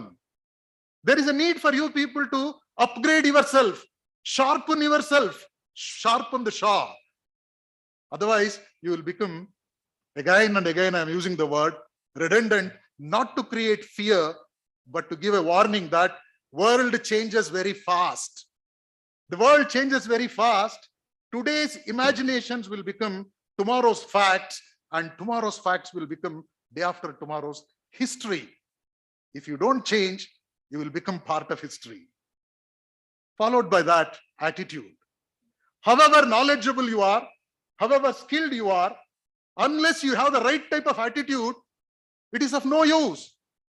Basically, however great surgeon one is, a great doctor one is, unless he has the love for life, love for people, he cannot become a good doctor. You should love people. You should love mankind. You should love yourself. You should respect yourself. Whatever the skill and the knowledge that you have must be used for a better cause, better purpose. If you are not ready, if you are not willing, nobody can make you to do so. For that reason, education must give people proper attitude. Many a time, it is the lack of right attitude that makes people not to involve in anything. Say, for instance, government jobs cannot be given to everybody. Everyone cannot get the job. Always it makes us to think about the government jobs because these attitudes have been developed in our mind. Attitude is the mindset. Attitude is the apathy. Attitude is the strongly recorded viewpoint in the minds of people that makes them either to be active or inactive.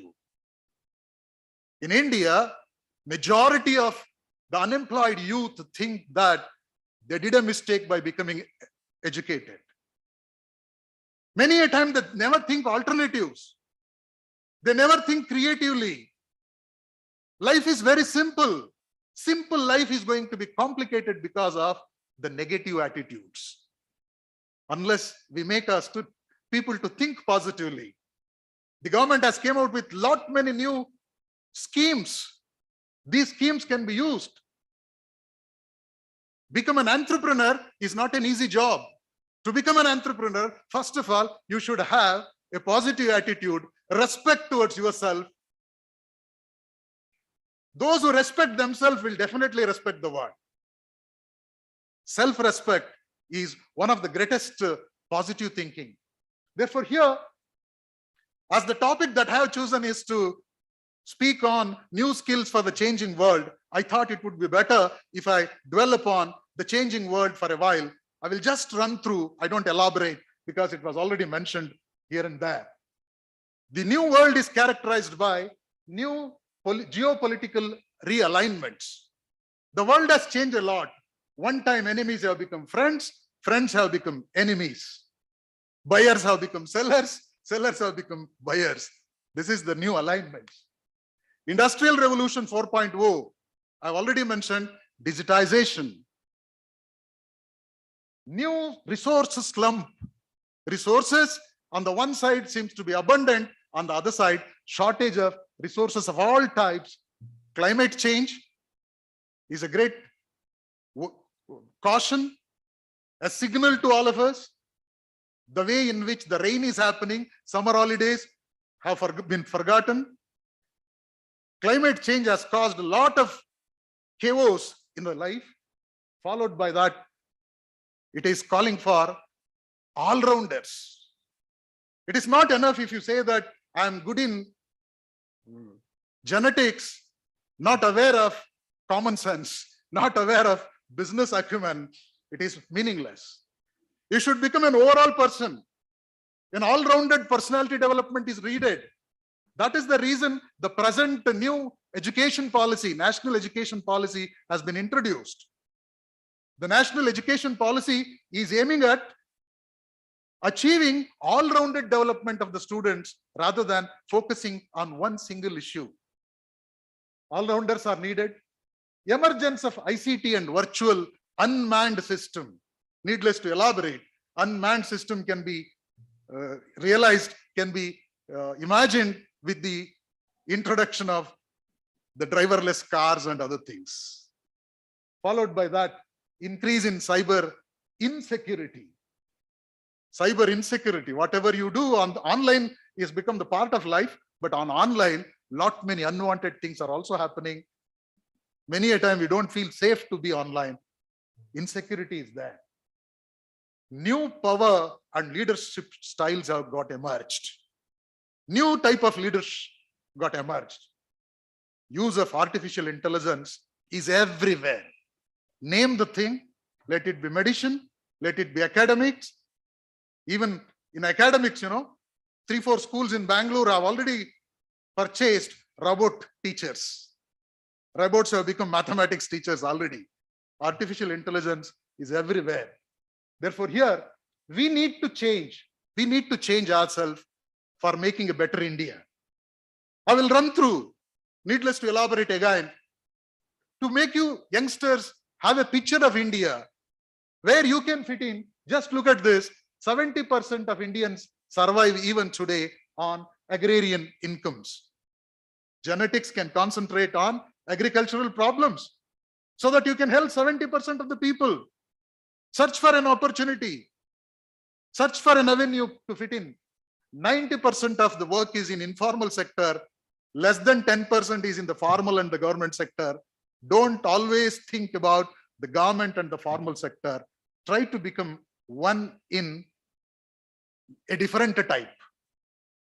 I think Dr. Venkatesh, who made a mention, it is not me too. I am different. Me only. Why not me only? Followed by that, 80% of the people and 80% of the families lead their life with an expenditure less than $2. When I say lead life with less than $2, many of you may think, is it possible? Yes, it is possible. 42 million people live in slums. What you can do for them? As genetics scientists, what you can do for improving, for the betterment of the life of these people living in slums. 2 millions are homeless. 90 millions. 90 millions. The number I got it about 90 million of the people who are marginal workers who left their working place on the day of lockout declaration because of the pandemic. 90 million people became jobless because of this pandemic. They are the marginal workers. As I already mentioned, 1 out of 3 in India is below the age of 24 years. But these are the people who are vulnerable to become unemployed. As I told you, 75% of the population are going to be unemployable. These are the people who have to face the consequences of this. they are going to be unemployed, they are going to be jobless, they are forced to be work at low wages, they are made to be tagged as low productive. To enhance productivity, to make them employable, what can be done? There is a need for reframing the education policy. The government has taken up this issue and framed the new education policy in the light of the Sustainable Development Goals. Sustainable Development Goal 4 of the UNO speaks about education. Based on that, the government has announced the new education policy 2020, National Education Policy 2020, wherein the objective is to have sustainable development goal that advocates quality of education, which seeks to ensure inclusive and equitable quality education that promotes lifelong learning and opportunities for all. Lifelong learning and opportunities for all by 2030. Why it is 2030? It's a 15 years plan. 15 years plan starting from 2015 up to 2030. Already we have consumed 6 years. We are in the 7th year. In another 8 years, will you be able to achieve this target? That's the big question before us. With all this, education is not only for giving knowledge, it is to inculcate skill and attitude. Employers look for somebody who is going to be productive and who will justify the salary or the wages he is getting. It's a fact that our schools and universities are giving them wonderful opportunity to learn the theory with the help of wonderful libraries, both the conventional and the digital. But are they be equipped with proper skills and attitude? That is the question. Keeping that in mind, if you look at what the employers expect, what are called the employable skills, that need to be focused in every facet of learning. Let it be engineering, let it be medicine, let it be genetics, botany, physics, chemistry, mathematics, MBA. Doesn't matter. World is the same, but you are into different tasks. The task-based technology will be given to you in your domain area. The domain-specific subjects will teach you what it is. We have a large number of engineers who are unemployed. Why are they unemployed? There are doctors still who say that I could not get a job that matches my qualification. Why is it like this? It is because they are lacking something. What are they lacking? Many a time people say that I am the gold medalist, but I could not get a job. I am the rank holder, I could not get a job. Why? Your employer will never give a job based on your gold medal or the certificate. He looks for something back. What he expects from any employee is to do the job properly. Concerned with this, I have listed a couple of them. Again, I will run through. I have a fixed time for my presentation. Communication and interpersonal skills. Communication, whatever you have invented, whatever you are doing, whatever research you are doing, that must be properly communicated. Believe me, we are living in a world wherein unless you raise your hand and say, I am here, nobody will look at you. There was a day when we believed that if you have a better mousetrap, the whole world will make a path to your hut. If you have a better mousetrap, the whole world will make a path to your hut. But today, that is not the situation. However intelligent you are, you have to establish that. You have to make the world to look at you. For that reason, you need proper communication. Interpersonal skills to deal with the people. You must approach the right type of people. You should identify the right audience. Otherwise, you will become mad. A mad is one who cannot be easily understood. Many people cannot understand what you are telling unless they are the right type of audience for you. Interpersonal skills. Problem-solving skills. Problems are everywhere. I can recall that one of our syndicate member, a learned lady, said, when we were students, there were no microscopes in the department to study. Yes. Shortage of resources is everywhere. Shortage of time is everywhere. But every problem has a solution, you know. Unless you make up your mind, you cannot solve this problem. Identify the problem. Try to solve it. That is what the employers look for. How competent you are to solve the problem. People will say, if everything is given in a tested environment, I can do better. No, no. World is not like that. It is not a tested environment. You have to create one for yourself. How well you can get into the problem, how confident you are to analyze the problem, find out the solution, that is the most significant thing. As a management student, I believe that management means solution to a problem. After solving a problem, you will say, I managed it. What does it mean? Managed it means I solved it. And I am the one who defined management as common sense. But still, I believe common sense is not common. Most of the time, the world's biggest problem is because of lack of common sense. Many people don't have the common sense. Use the common sense. That will solve the problem.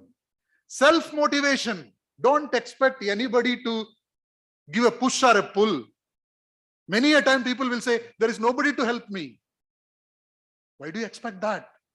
Employer always thinks how much self-initiative that you can take. How many times you look for advice, suggestions? How many times you work on your own? Self-motivation means being on your own, inspired by your own. That's what I said. Hunger is the best motivator. Poverty, you know, poverty is both life-giving and life-taking. Poverty can give life where you take it as a challenge to survive, and it can take your life if you compromise and afraid of it. I think I'm reaching you. Followed by this, you need to work under pressure. Work under pressure and deadlines. Here comes an important skill. That important skill is time management. Time management, you know, the most important thing, nothing under the sun is born as urgent. Nothing under the sun is born as urgent. Urgency is what we created. It is we who make the things to become urgent and later on blame everybody that there was no time for me, no time for me. 24 hours is the same for everybody. How well you can plan your time, that makes you different. You will be knowing there are different types of time abusers. Who are the time abusers? There are people who always look for perfection. Somebody will say that if I do anything, I have to do it perfectly. Otherwise, I should not do. They will never start it at all.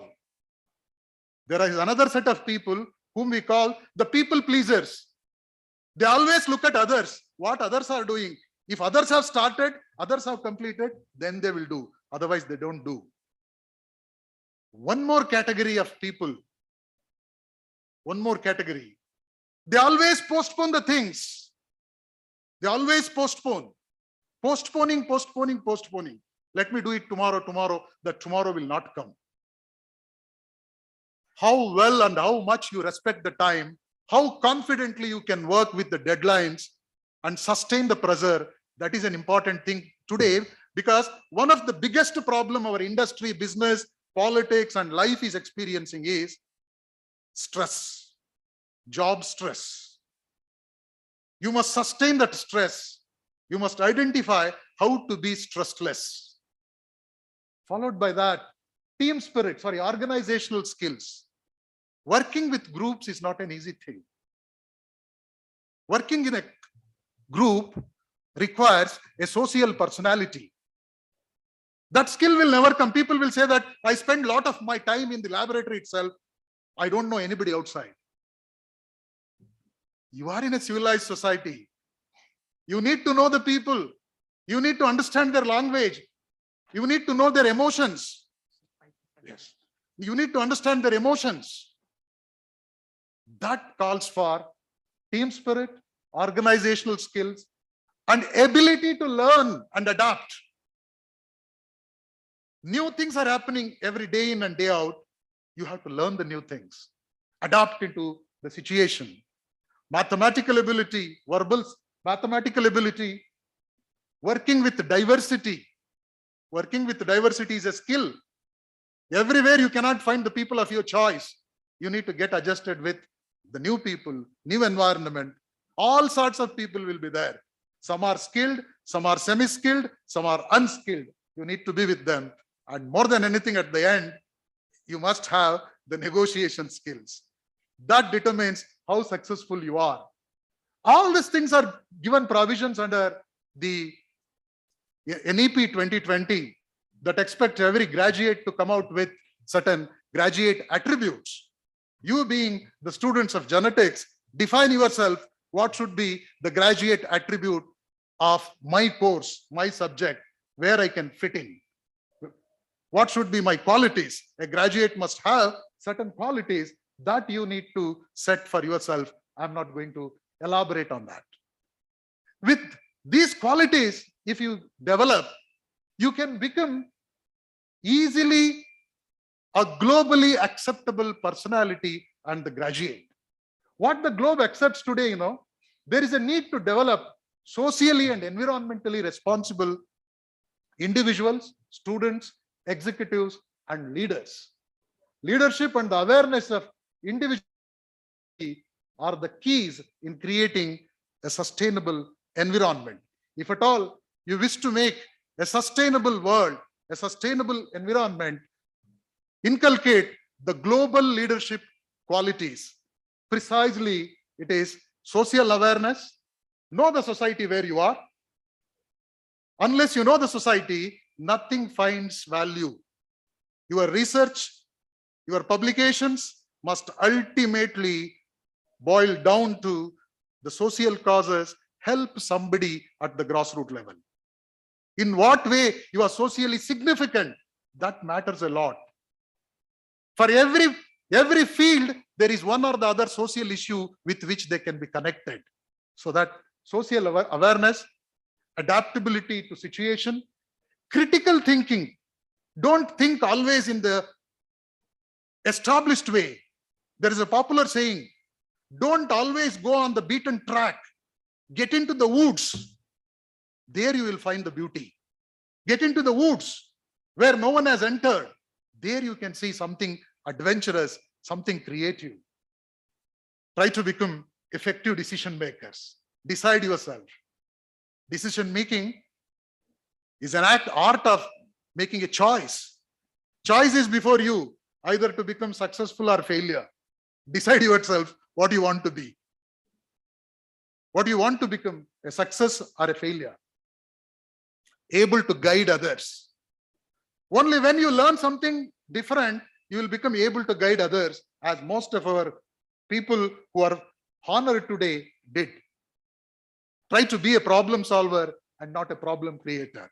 There comes the importance of acquiring different type of skills that are needed for the day.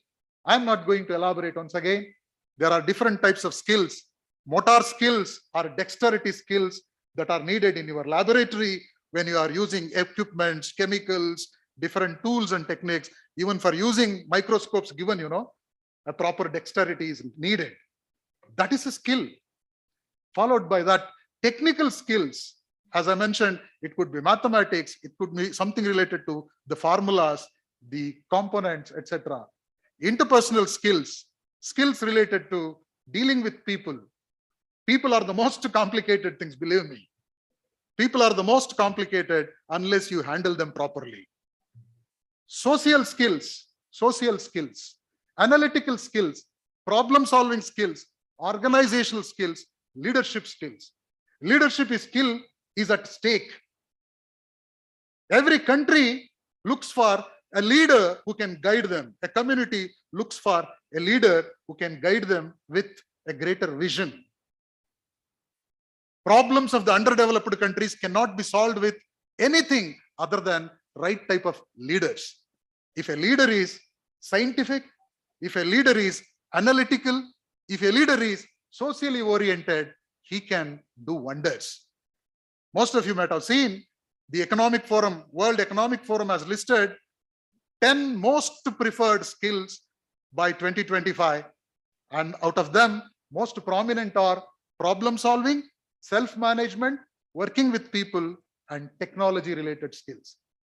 Social skills, social skills includes communication skills, conflict resolution. World is full of conflicts. Contradictions will be there everywhere. You should learn to live in an atmosphere of contradictions. How well you can solve the problem, that makes you a successful person. Followed by this, emotional intelligence. Emotional intelligence, man is a thinking animal. Man is a bundle of emotions. Unless you are able to understand your emotions and emotions of others, you cannot manage anything. Therefore, under this, you need to understand the world is changing. The greatest change that includes digital disruption. This disruption will make you think always new things. That new things call for experiential learning. Don't learn simply, make it experiential learning and try to become problem solvers. Inculcate new value system. A scientist with a value, a politician with value can change the world. Develop values. Anything that you think is new to you today. After some time, you will become an expert on that, because every expert of anything was once a learner. I just made an attempt to tell you all the skills that I mentioned, can be elaborated for more than an hour. But within the time given, I made an attempt to present before you. Skills makes you confident. Skills makes you different. Skills will give the strength to rise to the occasion. Thank you all.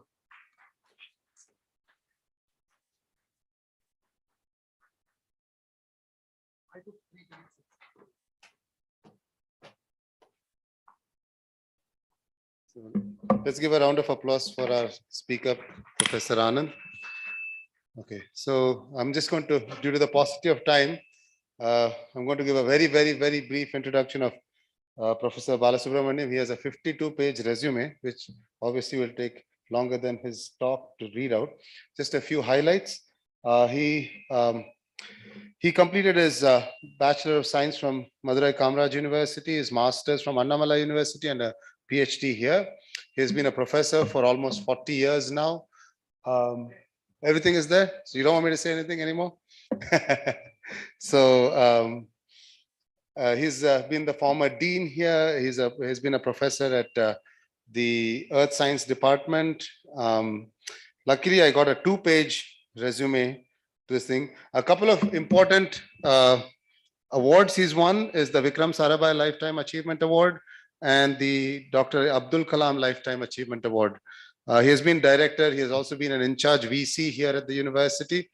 But I don't really want to take any more time considering the constraint. So the 16.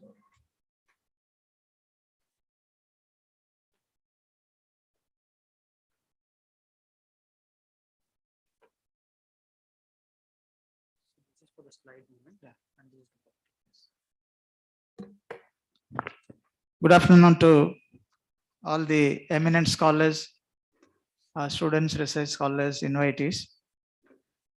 First of all, it is my duty to thank the organizers, 3 important people who have invited me to be with you today. Professor and Chairperson Malini, Professor Ramachandra, and Professor Dr. Amudavalli Madam.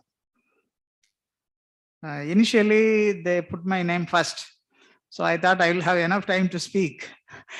And later on, they shifted me to the second position. So now my problem is with less number of overs, I have to take more runs. And that type of situation we have.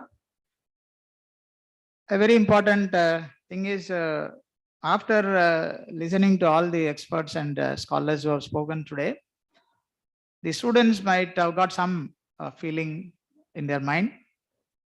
And Professor Malini told me to take about 45 minutes, but thinking that I have prepared some 45 items to be informed to you. But now I have, I think, 40 minutes. Okay, in 40 minutes, I will finish that 45 points which I have kept in my mind. My first request is all the students can take up your notebooks and try to line up these points which I am telling you. Some of them have already been explained by Professor Anand sir. Some of them might have been explained to you by your faculty members in your classes, but I am going to tell you the salient points which are relevant today. The first and foremost thing is all of you have to keep it in your mind. The specializations in biology. There are hundreds of branches in biology. I have not listed all of them, only few I have put the major ones I have put, the specialized ones I have not included them.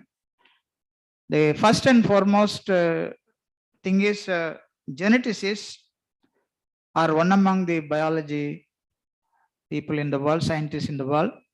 You have certain unique things to be done.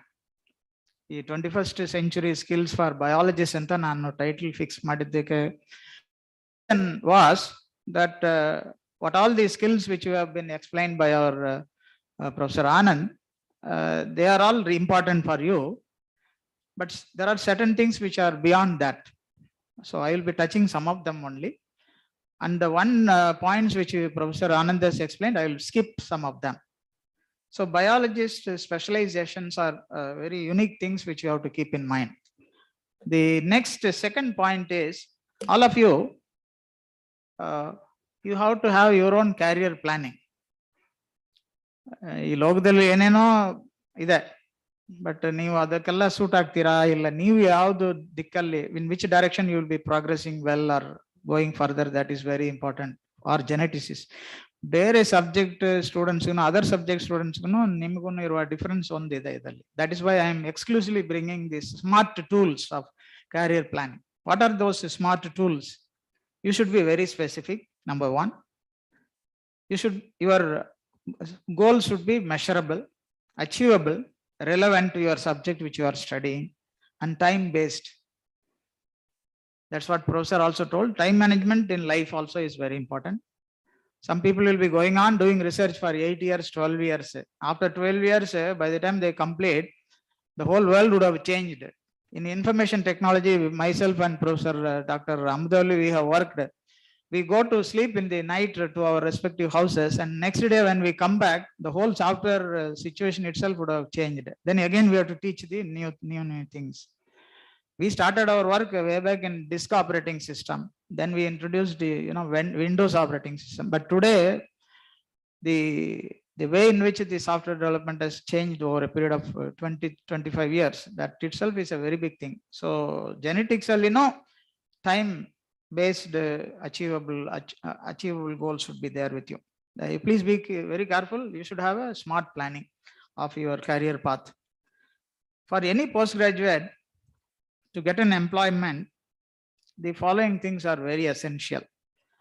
Number one is your domain knowledge. ಇದು skills ಬರುವಾಗ ನಾವು ಇದೆಲ್ಲ ಜಾಸ್ತಿ ಹೇಳಲ್ಲ, 1 or 2 sentences ಅಲ್ಲಿ ಬಿಡ್ತೀವಿ. Domain knowledge, your domain knowledge in biology is already there ಅಂತ ನಾವು ತಿಳ್ಕೊಳ್ತೀವಿ. Then domain specific knowledge of genetics, ಅದರಲ್ಲಿನೂ domain specific knowledge like bioinformatics. We were the first people to introduce bioinformatics in the university. Professor Ramachandra and Dr. Amudali, we started the first course, postgraduate diploma course in bioinformatics way back in 99. And even today, all the students who have studied bioinformatics in this university, they are all very good scientists in the country. Some of them have gone abroad. Some of them are owning companies. Then the next thing is generic skills. Hard skills, soft skills, transferable skills. I was very happy when I saw your syllabus, your genetics and genomics syllabus, beautiful. I think many people have to see the syllabus. Others have not seen. I have seen your syllabus. And the concept of doing practicals orientation in the practical classes are very wonderful. Only thing is the syllabus is there. You should have studied that. Outside people will be knowing only the syllabus. The moment you come for the interviews, I will drill you like anything. I will not leave you because the syllabus shows many things. So it means what? Transferable skills are explained in your practical classes as per your syllabus. And your PhD diploma, I have seen your PhD diploma syllabus also, wonderful. But only problem is, unfortunately, the avenues are less to give some fellowships and all that to you. Some of them may be getting fellowships. Then all the last point of this is life skills. That is also very important. Some of them have been explained by Professor Anand. The fourth important aspect which I would like to say is all these generic skills came in 20th century. The 20th century people realized the importance of these generic skills, but now we are putting the same template for 21st century also with slight modifications here and there. The generic skills required today, particularly in your subject of genetics, if you want to speak about genetics in Mysore, how many people will listen to you? That is very important. The first line is the international job scenario. You have to keep it in mind. The employer seeks persons which can fill gaps between management and workers. That is one. For the others we have. Generic skills are very important. They improve the quality of work, team performance, and so many factors which you have to keep in mind. Personal development. 21st century skills are the same, but slight modifications. We have got ICT skills, which are very important, technology skills, media skills, and information skills, in addition to learning skills and life skills. These things Professor has explained to you. Creativity and collaboration are included in this. And people also talk about hard skills and soft skills. We have specific hard skills. Some of you who are learning genetics, please don't confine your studies in your own subject alone. Please try to undergo a training on the language, foreign language training. You should know at least one foreign language training. Of course, those who are going to United States, they don't require all that. But those who are going to other countries for job purpose, you should know some other languages. So in some other universities where I have worked earlier, I have introduced 7 foreign languages for the postgraduate students, particularly molecular biology, genetic students have learned 7 foreign languages after office hours, class hours, they learned it. So you also have to keep foreign language skills. Coding ability is a very important subject. Hard skills only, coding ability. I don't know about your background, but coding ability backside health. And technical understanding is also very important. We have a lot of areas, and we have soft skills, which Professor has already mentioned. This hard and soft skills only, you concentrate. Knowledge of allied subjects. This is a very unique field today. You see, biology, chemistry, physics are interdisciplinary, and genetics is in one place, genomics is in one place, and all other subjects are there, proteomics and all that. You see the combinations of the subjects which are leading to various other branches. You should be in a position to go into those branches and then work in other countries. That is very important. Today, those who have learned genetics and genomics are also working in forensic anthropology, forensic odontology, forensic biology, DNA sequencing and all that. Don't think that only genetics will have to work for only genetics type of genomic types of work. Related field also, they require experts from this field. Are you capable of going to those fields with your domain knowledge and domain specific knowledge? You please think about it. And of course, you will, over a period of time, you will get all these informations from the subject experts who are teaching you. The 7th important aspect which I would like to tell you is the work to solve societal problems through your knowledge and skills. That's what Professor was explaining, problem solving ability, but he was mentioning about the general problem solving ability. I am concentrating on your specific problem solving ability. If you see the diagram illustration which I have shown, I am showing you here. At the bottom, you have physical, chemical sciences, computer science, biology, engineering, science education, mathematics. Scientific integration is required to solve the problems of health.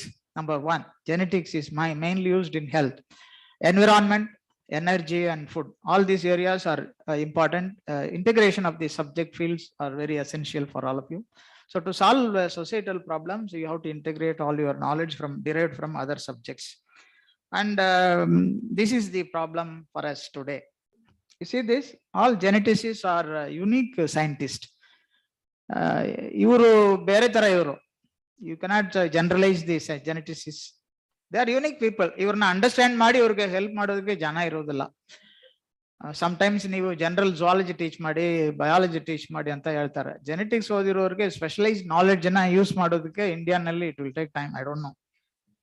The geneticist evaluates, diagnoses and treats patients. In foreign countries, genetics ಅಂದ್ರೇನೆ ಅದು health ಗೆ ಹೋಗ್ಬಿಡುತ್ತೆ. ಅದು health ಅಂದ್ರೆ human system ಗೆ ಹೋಗುತ್ತೆ. ಅದು ಇಲ್ಲಿರೋರು I don't know. I am sorry with people who are understanding this. But over a period of time, after the pandemic, everybody realized, and also we were the first people in this country, Professor Ramachandra and Professor Dr. Amadavali, they know, we were the first people to propose the networking of genetic clinics in India. 2000 ಯಾವಾಗ ನಾವು ಹೇಳಿ 22 ವರ್ಷ ಆಗಿದೆ. Even today ಅದು ಬಂದೇ ಇಲ್ಲ. ಯಾಕಂದ್ರೆ ನಾವು ಮಾಡ್ಬೇಕಂತ ಯಾವ್ದನ್ನ ನಾವು ಈ ಕಂಟ್ರಿಗೆ ಪ್ರಪೋಸ್ ಮಾಡಿದ್ವಿ 22 years back, they never realized it. But now everybody is dying because they don't care. So if they don't care, we don't care also, because we have not been given the proper support. So please be very careful. Geneticists are unique scientists. ಈ uniqueness ಗೆ acceptability ಎಲ್ಲಿದೆಯೋ ಅಲ್ಲಿನೇ ನೀವು ಕೆಲಸಕ್ಕೆ ಹೋಗಬೇಕು. ಇಲ್ಲಾಂದ್ರೆ you will be suffering a lot. So don't do that. In terms of biomedicine, agricultural science, genetics are responsible for developing so many things, including the pharmaceutical industries which we have today. ಇದರಲ್ಲಿ ಒಂದು matter ನಾವು ನಮ್ಮ subject back ground ಅಲ್ಲಿ ನಾವು ನಿಮಗೆ ಹೇಳಕ್ಕೆ ಬಂದಿರೋದು 22-year-old subject for us. We have been teaching thousands and thousands of students in the field of bioinformatics. So keep bioinformatics at your fingertips first. When you want to go abroad for any job purpose, whether it is Eastern countries or Western countries or polar countries, when you want to go and get a job and you want to go there, keep your bioinformatics at your fingertips. Otherwise, many of the developmental work, we may not be able to do it. The career prospects for genetics, if you see that, there are plenty of career prospects, and we have wonderful opportunities in the world, not in our Mysore. Please don't keep Mysore as your base. The first and foremost thing which I would like to mention here is related to the highest paying genetics jobs. Highest paying genetics jobs are plenty, and you have to understand them, and the places and the positions and the salary perks and all that, what type of nature of jobs and all that. So the first and foremost genetics job is related to research specialist, research scientist. Throughout the world, we have very good positions as research scientists. Competition ಯಾವಾಗಲೂ ಇರುತ್ತೆ. ನೀವು ಆ competition ಅಲ್ಲಿ win ಮಾಡಬೇಕಂದ್ರೆ knowledge ಇರಬೇಕು, domain knowledge and domain specific knowledge ಇರಬೇಕು. The average salary of a research scientist in genetics abroad, ನಾನು dollars ಅಲ್ಲಿ ಹಾಕಿದ್ದೀನಿ, ಯಾಕಂದ್ರೆ ನೀವು INR ಅಲ್ಲಿ ಇಂಡಿಯನ್ ರುಪೀಸ್ ಅಲ್ಲಿ ಹಾಕಿದ್ರೆ ನಾವು ಇಲ್ಲೇ ಸಿಗುತ್ತೆ ಅಂತ ನೀವು ತಿಳ್ಕಬಾರ್ದು ಅಂತ ಹೇಳಿ ನಾನು ಡಾಲರ್ಸ್ ಅಲ್ಲಿ ಹಾಕ್ತೀನಿ. ಸೊ ನೀವು ನಿಮ್ಮ ಮನಸ್ಸಲ್ಲಿ ಡಾಲರ್ಸೇ ಇರಬೇಕು ಬಿಟ್ಟು ಇಂಡಿಯನ್ ರುಪೀಸ್ ಬೇಡ. Always you imagine in dollars. So I am also imagining that in dollars. The average salary for a research scientist is about 50 lakhs per year. 50 lakh Indian ರುಪೀಸ್ಗೆ.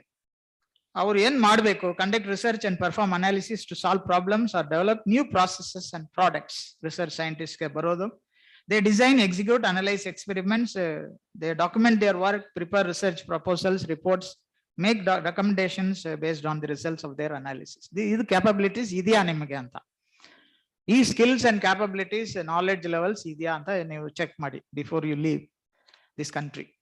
Number 12, geneticists ಗೆ, general geneticists ಗೆ 60 lakhs Indian rupees ಅಲ್ಲಿ 60 ಲಕ್ಷ ರೂಪಾಯಿ ಒಂದು ವರ್ಷಕ್ಕೆ ಸಂಬಳ ಸಿಗ್ತಾ ಇದೆ foreign countries ಅಲ್ಲಿ. These professionals are they are very good, superior organizational skills, time management, physical organization, mental organization, delegation of duties and responsibilities, self motivation, great communication skills ಇರ್ಬೇಕು ಅವ್ರಿಗೆ, critical thinking skills, analytical skills ಎಲ್ಲ ಇರಬೇಕು. ಅದೆಲ್ಲ ಅವರು skill list ಅಲ್ಲಿ ತೋರಿಸಿದ್ರು sir. The next important position, the 13th item which I would like to share with you is genetic counselors. Foreign countries ಅಲ್ಲಿ, even ಮೈಸೂರಲ್ಲಿ ಇದೆ, ಇಲ್ಲಿ ಮೇಡಮ್ JSS ಹಾಸ್ಪಿಟಲ್ ಅಲ್ಲಿ ಮೆಡಿಕಲ್ ಕಾಲೇಜ್ ಅಲ್ಲಿ ಇದ್ದಾರೆ. JSS ಹಾಸ್ಪಿಟಲ್ ಅಲ್ಲಿ ಅನಾಟಮಿ ಡಿಪಾರ್ಟ್ಮೆಂಟ್ ಅಲ್ಲಿ genetics link ಮಾಡಿದೀವಿ. So genetic counselors are earning around 64 lakhs of Indian rupees salary outside.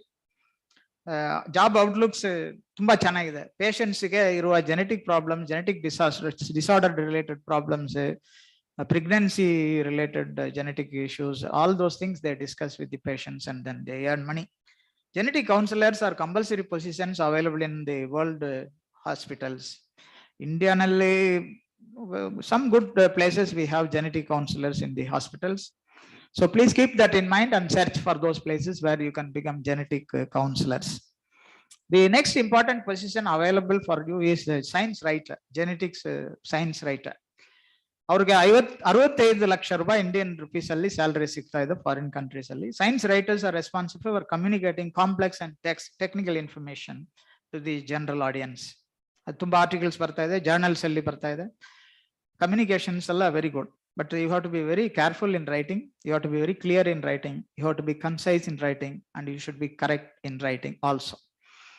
The science writers positions all over the world we have. And you may have to think about this. It's a very good option for some of you. Media information alli interest iroru, wet lab adella beda nanage anta heloru, you may also think about this field. It's a very important field and interesting field also. The 15th aspect which I would like to tell you is genetics analyst anta. They get about 70 lakhs per year, highest, slightly better salary they ಅವ್ರಿಗೆ. They are all healthcare professionals. They work with genetic code, DNA, RNA to determine what makes us who we are. ಈ research ಮಾಡ್ಬೇಕಂತ ನಮ್ಮ professor Ramachandra sir ಈ ಕರ್ನಾಟಕದಲ್ಲಿ ಹುಟ್ಟಿರುವ ನಮ್ಮೆಲ್ಲರಿಗೂ separate gene ಇದೆ ಅಂತ prove ಮಾಡೋದಕ್ಕೆ ಅವರು ಕೆಲಸ ಮಾಡಿದ್ದಾರೆ. ಆ ಜೀನ್ ನೀವು ಅವರು ಆಕ್ಚುಲಿ ನಾವು ಅವ್ರನ್ನ ಇದೇ ಪ್ರೊಫೆಸರ್ ಅದು ಏನೋ ನನಗೆ ಡೈಜೆಸ್ಟ್ ಆಗ್ತಾ ಇಲ್ಲ. ಕೆಲವರು ಎಲ್ಲ ಸ್ಕಿಲ್ಸ್ ಇದ್ದ ಮೇಲೂ ನೀವ್ ಯಾಕೆ ಇಲ್ಲಿದ್ದೀರಾ ಅಂತ ಕೇಳೋರು ಉಂಟು. ಈ ಎಲ್ಲ ಟ್ಯಾಲೆಂಟ್ಸ್ ಎಲ್ಲ ಇರೋರೆಲ್ಲ ಯಾಕ್ರಿ ಇಲ್ಲಿ ಮೈಸೂರಲ್ಲಿ ಉಳ್ಕೊಂಡ್ಬಿಟ್ಟಿದ್ದೀರಾ ಅಂತ. ಆ ಜನರೇಷನ್ ಅಲ್ಲಿ ನಾವೆಲ್ಲ ಅಮೃತದಲ್ಲಿ ಯಾವಾಗಲೂ ಎಲ್ಲೋ ಹೋಗ್ಬೇಕಾಗಿರೋರು. My mistake of putting her in Mysuru city. ಅವ್ರೆಲ್ಲ ಹೋಗಿರೋರು ಮರ್ಯಾದೆಗೆ, ಅವರು ಎಲ್ಲೋ ದೊಡ್ಡ ದೊಡ್ಡ ಪೋಸ್ಟ್ಗೆ ಹೋಗಿರೋರ್ನ ನಾವೇನೋ ನಮ್ಮ ಸೆಲ್ಫಿಶ್ನೆಸ್ಗೋಸ್ಕರ ಮೈಸೂರಲ್ಲಿ ಇಟ್ಟು, ಇವರು ಮೈಸೂರು ಯೂನಿವರ್ಸಿಟಿ ಓಲ್ಡ್ ಸ್ಟೂಡೆಂಟ್ ಆಗಿ ಮೈಸೂರು ಯೂನಿವರ್ಸಿಟಿ ಪ್ರೊಫೆಸರ್ ಆಗಿ ಇಲ್ಲೇ ಇರ್ಬೇಕಂತ ಆಸೆ ಪಟ್ಕೊಂಡ್ಬಿಟ್ಟು ಈ 70 ಲಕ್ಷ ರೂಪಾಯಿ 90 ಲಕ್ಷ ರೂಪಾಯಿ ಸಂಬಳ ಬೇಡ ಅಂತ ಕೂತಿರೋರು. ಯಾರು ಕೊಡ್ತಾರೆ ಇಲ್ಲಿ? 50,000 ರೂಪಾಯಿಗೆ ನ್ಯಾಷನಲ್ ಸೈಂಟಿಸ್ಟ್ ಅಂತ ಹೇಳ್ತೀವಿ ಜೆನೆಟಿಕ್ಸ್ ಅಲ್ಲಿ, 50,000 ರೂಪಾಯಿಗೆ. But that money is not very important. The subject knowledge is high. But ಇದೇ ನಾಲೆಡ್ಜ್ ಇರೋರಿಗೆ ಫಾರಿನ್ ಕಂಟ್ರೀಸ್ ಅಲ್ಲಿ ಎಷ್ಟು ಸಂಬಳ ಸಿಗ್ತಾ ಇದೆ ಅಂದ್ರೆ 70 lakhs per year. ನಾನು 70 lakhs ಈ ಜೆನೆಟಿಕ್ಸ್ ಅನಲಿಸ್ಟ್ ಮಾತ್ರ ಹೇಳ್ತಾ ಇರೋದು, ಆ ಪ್ರೊಫೆಸರ್ಗೆ ಹೇಳ್ತಾ ಇಲ್ಲ. ಅದು ನೆಕ್ಸ್ಟ್ ಬರ್ತಾ ಇದೆ. ಅದು ಪ್ಲೀಸ್ ಥಿಂಕ್ ಅಬೌಟ್ ಇಟ್. ನೀವೇನೋ ಪ್ಲೀಸ್ ಇದು ಹೇಗೆ ರೇಡಿಯಾಲಜಿ ಮೆಡಿಕಲ್ ಯೂನಿವರ್ಸಿಟಿನಲ್ಲಿ ರೇಡಿಯಾಲಜಿಗೆ ಹೈಯೆಸ್ಟ್ ಸ್ಕೋಪ್ ಇದೆ. 4 ಕೋಟಿ ರೂಪಾಯಿ ಕೊಟ್ಟು ಓದುವ MD ರೇಡಿಯಾಲಜಿಗೆ ಈಕ್ವಲ್ ನಿಮ್ದು genetics and genomics course of Mysuru university. ನಿಮ್ಗೆ ಗೊತ್ತಿಲ್ಲ ಅದು. ನಿಮ್ಗೆ ಗೊತ್ತಿಲ್ಲ ಅಂದ್ರೆ ನಾವೇನ್ ಮಾಡೋದಂತ. ಯಾತಿಗೆ ಗೊತ್ತಿಲ್ಲ ಅಂದ್ರೆ ಇಷ್ಟು ಸಂಬಳ ಸಿಗ್ತಾ ಇದೆ, ನೀವು ಅದನ್ನ ಸೀರಿಯಸ್ ಆಗಿ you have to think about it. Many of our students from our own university, they have gone abroad and earning better than our professors and scholars here. The reason is your mindset. Please change your mindset that the whole world is expecting geneticists, not India. India nalli ನೀವು ಇಲ್ಲದೆ ಇರೋದೇ ಒಳ್ಳೇದೇ ಅಂತ ನಾನು, ನೀವು ಇಲ್ಲಿದ್ರೆ ನನಗೆ ತೊಂದರೆ ಆಗುತ್ತೆ ಅಂತ ಹೇಳುವ ಜನ ಎಲ್ಲ ಇಲ್ಲಿ ಇರ್ತಾರೆ. So please don't aim your positions here. No, go abroad, work as genetics analyst and earn 70 lakhs per year. Medical technologies ಇರೋದಲ್ಲಿ ಸ್ವಲ್ಪ ಈಗ IoT, ಇಂಟರ್ನೆಟ್ ಆಫ್ ಥಿಂಗ್ಸ್ ಇದೆಲ್ಲ ನಾವು ಮಾತಾಡ್ತೀವಿ ಅಲ್ವಾ. ಈ ಪ್ರೊಸೀಜರ್ ಬಂದ ಮೇಲೆ 21st century ಸ್ಕಿಲ್ಸ್ ಎಲ್ಲ ಬಂದ ಮೇಲೆ ಮೆಡಿಕಲ್ ಟೆಕ್ನಾಲಜಿಸ್ಗೆ ಜೆನೆಟಿಕ್ಸ್ ಅಲ್ಲಿ ಬರೋರಿಗೆ we are getting about 64 lakhs per year, Indian rupees only. They are essential part of healthcare industry in America and other countries. ಈ ಹೆಲ್ತ್ ಕೇರ್ ಇಂಡಸ್ಟ್ರಿ ಇಂಡಿಯಾನಲ್ಲಿ ಇದೆ, but ಅದರಲ್ಲಿ ಜೆನೆಟಿಸಿಸ್ಟ್ ಇರಲ್ಲ. Bioinformatics people ಬೇರೆಯವರೆಲ್ಲ ಅಲ್ಲಿ ಡಿಪ್ಲೊಮಾ ಮಾಡ್ಕೊಂಡು they are all working. They are responsible for analyzing samples from patients and then using those analysis to detect, diagnose and monitor diseases. ಇದೆಲ್ಲ ನಿಮ್ಗೆ ಹೇಳ್ಕೊಟ್ಟಿದ್ದಾರೆ, ಬಟ್ ಹೇಗೆ ಯೂಸ್ ಮಾಡೋದು, ಎಲ್ಲಿ ಯೂಸ್ ಮಾಡೋದು, ಯಾತಕ್ಕೆ ಯೂಸ್ ಮಾಡಬೇಕು. There are about 250 diseases. ಈ ಡಿಸೀಸ್ ಅಲ್ಲಿ some of them are genetic disease, genetically related diseases. Merck medical manual ನೋಡ್ಬೇಕು, ನೀವು ಓದ್ಬೇಕು. ನೀವು 24 hours ಮೊಬೈಲ್ ಕೈಯಲ್ಲಿದೆ. ಈ 24 hours ಅಲ್ಲಿ ಇವತ್ತು ನಿಮ್ಮ ಮೊಬೈಲ್ ಅಲ್ಲಿ ಎಷ್ಟು ಸಾಂಗ್ಸ್ ಇದೆ ಅಂತ ನಾವು ಚೆಕ್ ಮಾಡಿದ್ರೆ, ಐ ಡೋಂಟ್ ನೋ, ನನ್ನ ಹತ್ರನೇ ಇದೆ ಇರೋದಲ್ಲಿ 22,000 ಸಾಂಗ್ಸ್ ನನ್ನ ಹತ್ರ ಇದೆ, ಬಟ್ 2,50,000 ಆರ್ಟಿಕಲ್ಸ್ ನನ್ನ ಹತ್ರ ಇದೆ. more than 40,000 text books, PDF books ಇದೆ. ಅದರಲ್ಲಿ ಬಯೋಇನ್ಫರ್ಮ್ಯಾಟಿಕ್ಸ್ ಅಲ್ಲಿನೇ 200 books I have, PDF files. If you want I will send it to you. Group ಅಲ್ಲಿ ಎಲ್ಲರಿಗೂ ಡಿಸ್ಟ್ರಿಬ್ಯೂಟ್ ಮಾಡಿ. 200 books on bioinformatics alone we have. ನಿಮ್ಮ ಮೊಬೈಲ್ ಅಲ್ಲಿ ಏನಿದೆ ಅಂತ ನೋಡಿ ಫಸ್ಟ್.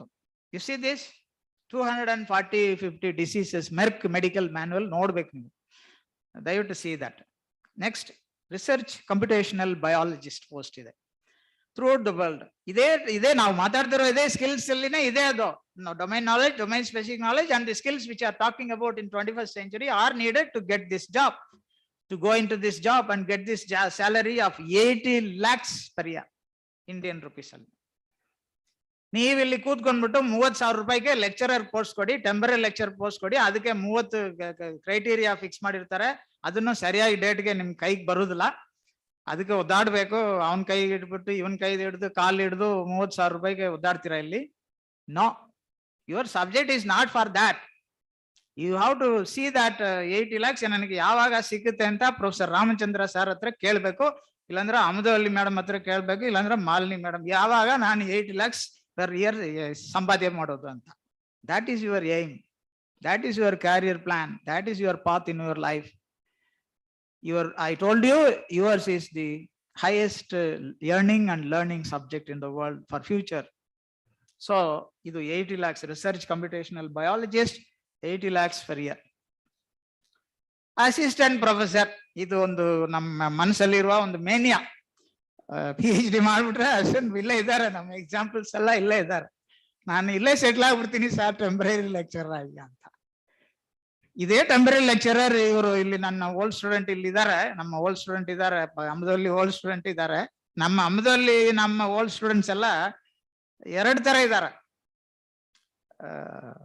ಒಂದು ಇಲ್ಲಿ ನಾನು ಟೆಂಪರರಿ ಲೆಕ್ಚರ್ ಆಗಿರ್ತೀನಿ ಅಂತಾರೆ, ಇನ್ನೊಬ್ಬ ನಾನು CEO ಆಗಿರ್ತೀನಿ ಅಂತ ಅಲ್ಲಿದ್ದಾನೆ. The salary of these people are 32 lakhs in foreign countries. 32 lakhs per year in foreign countries. Here it is 30,000 rupees per month. ಇದು ಬೇಕಾ ಅದು ಬೇಕಾ ನಿಮ್ಗೆ ಅಂತ, ಯಾಕೆ ಎಲ್ಲಿರ್ಬೇಕಂತ. Please be very serious. ನೀವು ಇಲ್ಲಿ ಏನೇನೇ ಮಾಡಿದ್ರನೋ, otherwise you have to print notes only. ಇದು ಆ ಥರ ಇಲ್ಲ. ಇದು ಒಳ್ಳೆ ಪೋಸ್ಟ್ ಸಿಕ್ಕುತ್ತೆ ನಿಮಗೆ, research professor post in many countries, assistant research professor post. The next important area is clinical pharmacologist. Professor Ramachandra ಇಲ್ಲಿ ಎಲ್ಲ ಬಯಾಲಜಿಸ್ಟ್ ತರನೋ ಜೆನೆಟಿಕ್ಸ್ ಅಂಡ್ ಜಿನೋಮಿಕ್ಸ್ ಜನ ತರನೋ ಕೋರ್ಸಸ್ ಇವಾಲ್ವ್ ಮಾಡಿಲ್ಲ. His mind was always in the clinical pharmacology related subjects. Genome data bank ಅಲ್ಲಿ ಏನೇನೋ ಮಾಡಿದ್ವಿ, ಫಾರ್ಮಕೋಜಿನೋಮಿಕ್ಸ್ ಅಲ್ಲಿ ಏನೇನೋ ಮಾಡಿದ್ವಿ, ಸೀಕ್ವೆನ್ಸ್ ಅನಾಲಿಸಿಸ್ ಅಲ್ಲಿ ಏನೇನೋ ಮಾಡಿದ್ವಿ, ಬಯೋಇನ್ಫರ್ಮ್ಯಾಟಿಕ್ಸ್ ಅಲ್ಲಿ ಏನೇನೋ ಮಾಡಿದ್ವಿ. ಬಟ್ ಅವ್ರದ್ದು ಮೈಂಡ್ ಅಲ್ಲಿ over A period of time clinical side ಹೋದ್ರೆ ನೀವು ಬದುಕಕ್ಕೆ ಚಾನ್ಸಸ್ ಜಾಸ್ತಿ ಉಂಟು ಅಂತ ಇಮ್ಯಾಜಿನ್ ಮಾಡಿ ಸಿಲೆಬಸಸ್ ಎಲ್ಲ ಫ್ರೈ ಮಾಡಿರೋರು ಅವರು. I have seen your syllabus from the beginning. ನೀವು 2012 ಅಲ್ಲಿ 14 ಅಲ್ಲಿ ಏನ್ ಸಿಲೆಬಸ್ ಫ್ರೇ ಮಾಡಿದ್ರಿ, 17 ಅಲ್ಲಿ ಹೇಗೆ ರಿವೈಸ್ ಮಾಡಿದ್ರಿ, 21 ಅಲ್ಲಿ ಹೇಗೆ ರಿವೈಸ್ ಮಾಡಿದ್ರಿ, ಅದನ್ನ ಈಗ ಹೇಗೆ ಅಡಾಪ್ಟ್ ಮಾಡ್ತಾ ಇದೀರಿ ಅಂತ I have seen each and every one of your bit of your learning processes. That's why I'm telling you. I have to tell you that these people, clinical pharmacologists, are earning 82 lakhs per year abroad. 82 lakhs per year. ಬಯೋಕೆಮಿಸ್ಟ್ರಿಗೆ ಇಷ್ಟು ಸಿಗ್ತಾ ಇಲ್ಲ, 60ಕ್ಕೆ ಮೇಲೆ ಸಿಗ್ತಾ ಇಲ್ಲ ಅವ್ರಿಗೆ, ಯಾಕಂದ್ರೆ ಅವ್ರಿಗೆ ಈ ಪ್ರಾಸೆಸಸ್ ಗೊತ್ತಿಲ್ಲ. some of the processes which you are learning in genetics and genomics, biochemists may not be knowing. But ಅವ್ರಿಗೆ ಆಗಿರುವ salary separate ಇದೆ, ಅವ್ರಿಗೆ 60 lakhs per year ಸಿಗ್ತಾ ಇದೆ. The 20th point which I would like to mention here is clinical molecular genetics. Clinical molecular genetics is, they are very important subject experts. They specialize again in diagnosing and treating patients of genetic diseases. 80 ಇವ್ರಿಗೆ ಸಂಬಳ ಎಷ್ಟು ಅಂತ ನಾನು calculate ಮಾಡಿ ನೋಡಿದೆ. 1.1 crore 1.1 crore ಒಂದು ವರ್ಷಕ್ಕೆ 1.1 crore ಸಂಬಳ ಬೇಡ ಅಂತ ಇರೋರು ಇಂಡಿಯನ್ಸ್ ಎಷ್ಟೋ ಜನ ಇದ್ದಾರೆ. ಯಾಕಂದ್ರೆ ಅವ್ರಿಗೆ ದುಡ್ಡು ಬೇಕಾಗಿಲ್ಲ, ನಾಲೆಡ್ಜ್ ಇದೆ, ದುಡ್ಡು ಬೇಕಾಗಿಲ್ಲ. ನಿಮಗೆ ನಾಲೆಡ್ಜ್ ದುಡ್ಡು ಎರಡು ಬೇಕು. ಇದೇ ನಮ್ಮ ಪ್ರೊಫೆಸರ್ ರಾಮಚಂದ್ರ ಒಬ್ಬ ಫಾರಿನ್ಗೆ ಹೋಗಿದ್ರೆ ಇವ್ರಿಗೆ ಸಿಗ್ತಾ ಇರೋದು ಇದು, ಈ ಸ್ಯಾಲ್ರಿ. ಇದಕ್ಕಿಂತ ನೆಕ್ಸ್ಟ್ ಒಂದು ಇದೆ, ಅದನ್ನ ಹೇಳ್ತೀನಿ. ಇದು 1.1 crore ಅಲ್ಲಿ ನಿಲ್ಸಿದೀನಿ ಅವ್ರದ್ದು ಸಂಬಳನ. ನೀವು ಆ ಲೆವೆಲ್ಗೆ ಹೋಗ್ಬೇಕಂತ ನಮ್ಮ ಆಸೆ ಇದೆ. By acquiring all these domain knowledge and skills, you have to get 1.1 crore per year annual salary by working as a clinical molecular geneticist. The responsibilities of all biologists are known to you: researching, identifying, observing, performing tests and experiments. ಇದೆಲ್ಲ ನಿಮ್ಮ practicals ಅಲ್ಲಿ ನಿಮಗೆ ಹೇಳ್ಕೊಟ್ಟಿದ್ದಾರೆ. ಅದೆಲ್ಲ ನೀವು you have to keep in your mind, just like medical field. Madam ಇಲ್ಲಿದ್ದಾರೆ, ಅವ್ರ medical field ಅಲ್ಲಿ ಯಾವ್ದನ್ನು ಮರೆಯಕ್ಕೆ ಆಗುದೇ ಇಲ್ಲ. ಯಾಕಂದ್ರೆ every day they have to keep everything in mind. ಅದೇ ತರ ನಿಮ್ಮ subject genetics and genomics. Till your death you cannot forget anything. ಬೇರೆಯವರೆಲ್ಲ ಮರ್ತ್ಬಿಡ್ತಾರೆ, ಕ್ವಶನ್ ಕೇಳಿದ್ರೆ ಗೊತ್ತೇ ಅಲ್ಲ. ಒಂದು KPSC ಅಲ್ಲಿ ಒಂದು ಹುಡುಗಿ ಹತ್ರ ಜಿಯಾಲಜಿಸ್ಟ್ ಪೋಸ್ಟ್ಗೆ ಬಂದಿದ್ರು. ಟಾಲ್ಕ್ಗೆ ಹಾರ್ಡ್ನೆಸ್ ಏನಂತ ಕೇಳಿದೆ. ಟಾಲ್ಕಮ್ ಪೌಡರ್ ಇದೆ ಅಲ್ವಾ ರೀ, ಅದಕ್ಕೆ ಹಾರ್ಡ್ನೆಸ್ 1. ಮೋ ಸ್ಕೇಲ್ ಆಫ್ ಹಾರ್ಡ್ನೆಸ್ ಅಲ್ಲಿ ಟಾಲ್ಕ್ಗೆ ಹಾರ್ಡ್ನೆಸ್ 1. ಆ ಹುಡುಗಿ ಏನ್ ಹೇಳಿದ್ರು, ಸರ್ ನಾನು 12 ವರ್ಷ ಆಯ್ತು ನಾನು ಓದಿ, ಇವಾಗ ಬಂದು ನೀವು ಟಾಲ್ಕಮ್ ಪೌಡರ್ಗೆ ಹಾರ್ಡ್ನೆಸ್ ಕೇಳ್ತೀರಾ ಅಂತ.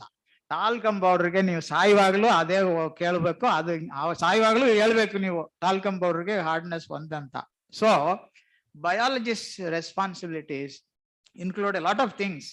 ಅದೆಲ್ಲ ನೀವು you have to keep it in your mind.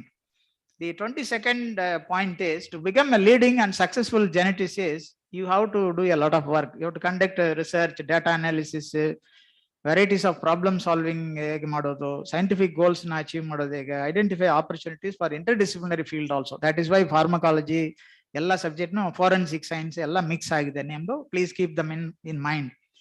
The responsibilities of genetics, ಅವ್ರನ್ನ ಅದನ್ನ ನೋಡಿದ್ರೆ they have to analyze the effect of human activity on ecosystems. ಇವಾಗಲೂ ತುಂಬಾ ರಿಸರ್ಚ್ ನಡೀತಾ ಇದೆ. ಆಟಿಸಮ್, ಸೋ ಮೆನಿ ಥಿಂಗ್ಸ್ ಅಲ್ಲಿ ನಾವು ಏನೇನೋ ಮಾಡ್ತಾ ಇದ್ವಿ. ಇದು is it really genetic or not, ಹಾಗೆ ಹೀಗೆ ಅಂತ. You have to collect biological data and analyse them, write research papers. This is very important responsibility. ನಮ್ಮ ಸ್ಟೂಡೆಂಟ್ಸ್ ಅಬ್ರಾಡ್ ಹೋಗಿರೋರೆಲ್ಲ ಒಳ್ಳೆ ರಿಸರ್ಚ್ ಪೇಪರ್ ಮಾಡಿದ್ದಾರೆ, ಪ್ಯಾಟೆಂಟ್ ಮಾಡಿದ್ದಾರೆ, registering patent, designs, drugs designs ಎಲ್ಲ ಮಾಡಿದ್ದಾರೆ. Very good things they have done. The 24th point which I would like to tell you here, the requirements and skills which Professor Anand has already mentioned. Then life skills ಬೇಕು ನಿಮಗೆ. 25th point is the life skills. ಈ life skills ಅಲ್ಲಿ you have to have a lot of self awareness, self management. You have to have interpersonal relationship, stress management and all that they have been explained. Think creatively. Thinking and creativity both are very important in genetics also. The transferable skills, this is what I mentioned, that in all your practicals, your recent syllabus of 2021 syllabus ಅಲ್ಲಿ ನೀವು syllabus ನ ಚೆನ್ನಾಗಿ ನೋಡಿದ್ರೆ ನಿಮಗೆ ಗೊತ್ತಾಗುತ್ತೆ. Transferable skills, a lot of things have been included, and in the education you are getting all these transferable skills and you can use them in your research activities. What employers look, this is a very important matter. Excellent return and verbal communication skills ಬೇಕು. ನೀವು ಮಾತಾಡಕ್ಕೆ ಬಂದಿಲ್ಲ ಅಂದ್ರೆ subject knowledge ಏನೇ ಇದ್ರೂ ಪ್ರಯೋಜನ ಆಗುದಿಲ್ಲ. If you cannot speak 5 minutes in your subject, you will not be able to get any job. So that is very important, number 1. Number 2, most of the interviews online. ಈಗ interviews ಅಲ್ಲಿ preliminary interviews are all conducted online, and the first mobile receive ಮಾಡುವಾಗಲೇ they will be monitoring your answers, method of approaches, everything. So employers are looking very differently. Strong work ethics ಇದೆಯಾ ಅಂತ ಕೇಳೋದಕ್ಕೆ some examples they will give. And on that, they will judge whether you can do that or not. Teamwork ಗೆ ಸರಿ ಆಗ್ತೀರಾ, interpersonal skills ಇದೆಯಾ ಅಂತ. A lot of soft skills you should have, and some of them we have already spoken. The project skills, this is a very important aspect. ನಿಮ್ಮಲ್ಲಿ project ಇದೆ, ನಿಮ್ಮ syllabus ಅಲ್ಲಿ ಇದೆ ಅದು. ಕೆಲವು projects in-house projects you can do. Some projects you have to go out and then do the projects in other institutions, R&D laboratories. And research and quantitative skills, this is very important. Investigative skills ಇದೆಯಾ ಅಂತ ನೋಡೋದಕ್ಕೆ ನಿಮ್ಮಲ್ಲಿ teachers will test you. Analytical skills and communication skills. In the healthcare and government sector, genetics use ಮಾಡುವ area ನಲ್ಲಿ what type of research skills you have.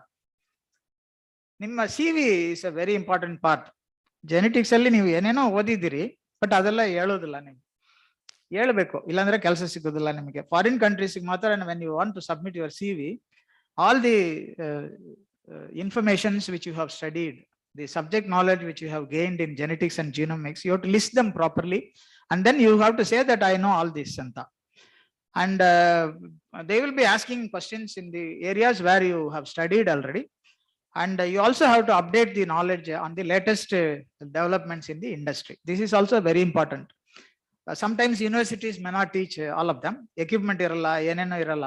ಅದಕ್ಕೋಸ್ಕರ ನೀವು ಇಂಡಸ್ಟ್ರಿಗೆ ಹೋಗಿ ಆ ಎಕ್ವಿಪ್ಮೆಂಟ್ಸ್ ಎಲ್ಲ ನೋಡ್ಬೇಕಂತ ಹೇಳಿರೋದು. ಅಪ್ ಟು ಡೇಟ್ ನಾಲೆಡ್ಜ್ ಇರಬೇಕು. And logical thinking and problem solving ability should be there. The 31st point which I would like to mention you here is be creative. Genetics alli interpretation ella bere subjects are point blank agi iralla. You have to be creative to find out how it would have been, what it would have been, why it has been. To keep it in mind. Only when you have creativity, you cannot solve all those things. You will be standing at one particular place.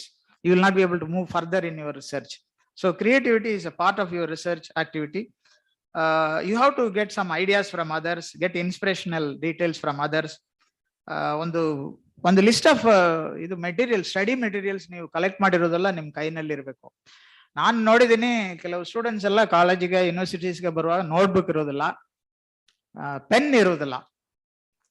ನಾನು ನೋಡಿದ್ದೀನಿ, pen ಪಕ್ಕದಲ್ಲಿ ಇರೋರ ಹತ್ರ ಕೇಳ್ತಾರೆ, ಒಂದು notebook ಕೊಡಪ್ಪ ಅಂತ. ಅದರಲ್ಲಿ ಒಂದು ಪೇಪರ್, ಕ್ಲಾಸ್ಮೇಟ್ ಒಂದು ಪೇಪರ್ನ ಕಟ್ ಮಾಡಿ ಕೊಡ್ತಾನೆ, ಅದರಲ್ಲಿ ನಾವು ಬರೆಯಕ್ಕೆ ಶುರು ಮಾಡ್ತೀವಿ. ಆ ಥರ ಎಲ್ಲ students we have in many places. But you also have to make notes of what you are learning. Please keep that in mind.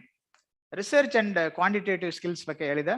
You need to understand all the laboratory equipment, work, computers for simulation, taking notes of observations, writing the results, and doing statistical report. ಈ statistical report ಮಾಡಕ್ ಆಗಿಲ್ಲ ಅಂದ್ರೆ ನಿಮ್ಮ conclusions ಎಲ್ಲ correct ಆಗಿ ಇರೋದಿಲ್ಲ.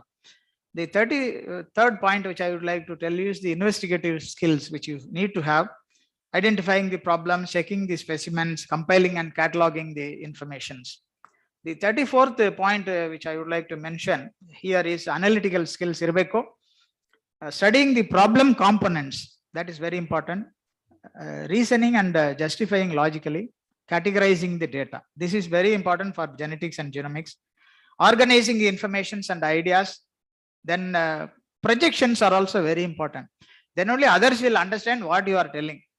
Observing the effects of various phenomena, that also have to be explained by you. Of course, communication skills in terms of math illa idu, graph, charts, infographics. ಇವತ್ತು 54 variety of infographics ಇದೆ. ಈ 54 varieties of infographics ನ ನೀವು use ಮಾಡ್ತೀರಾ ಅಂತ ನಾವು ನೋಡೇ ಇಲ್ಲ. ನಿಮ್ಮ ಕ್ಲಾಸಸ್ ಅಲ್ಲಿ ಒಂದು 5 ಗ್ರಾಫ್ ಯೂಸ್ ಮಾಡ್ತೀರಿ, 10 ಗ್ರಾಫ್ ಮ್ಯಾಕ್ಸಿಮಮ್ ಯೂಸ್ ಮಾಡ್ತೀರಿ.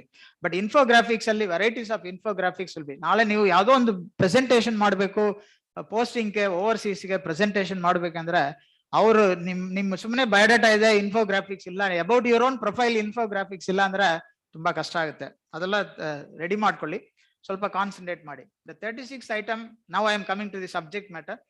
The 36th item which I would like to mention you here is a place today's geneticist in the world. Machine language ಗೊತ್ತಾಗಿದೆ ಅಂತ. Machine language, deep learning, DL, ML and DL are very essential concepts. Part time ಆಗಿ classes attend ಮಾಡಿ ಕಲ್ತ್ಕೊಂಡ್ಬಿಡಿ. Part time evening classes ಅಲ್ಲಿ add on course ತರ you have to undergo some training. So you please see that. Artificial intelligence, functional genomics ಅಲ್ಲಿ ತುಂಬಾ involve ಆಗಿದೆ. So you also have to learn ML and DL, deep learning and machine learning today. Perl and Java. Now 22 ವರ್ಷ ಹಿಂದೆ ನಾವು teach ಮಾಡಿರುವ subject pearl and Java. Object oriented programming ಅಲ್ಲಿ ನಾವು ಬಯೋಪರ್ಲ್ ಎಲ್ಲ ಟೀಚ್ ಮಾಡಿ ಅಹಮದವಲ್ಲಿ ಮೇಡಮ್ ಬಯೋಪರ್ಲ್ ಟೀಚ್ ಮಾಡಿ 22 years ಆಯ್ತು.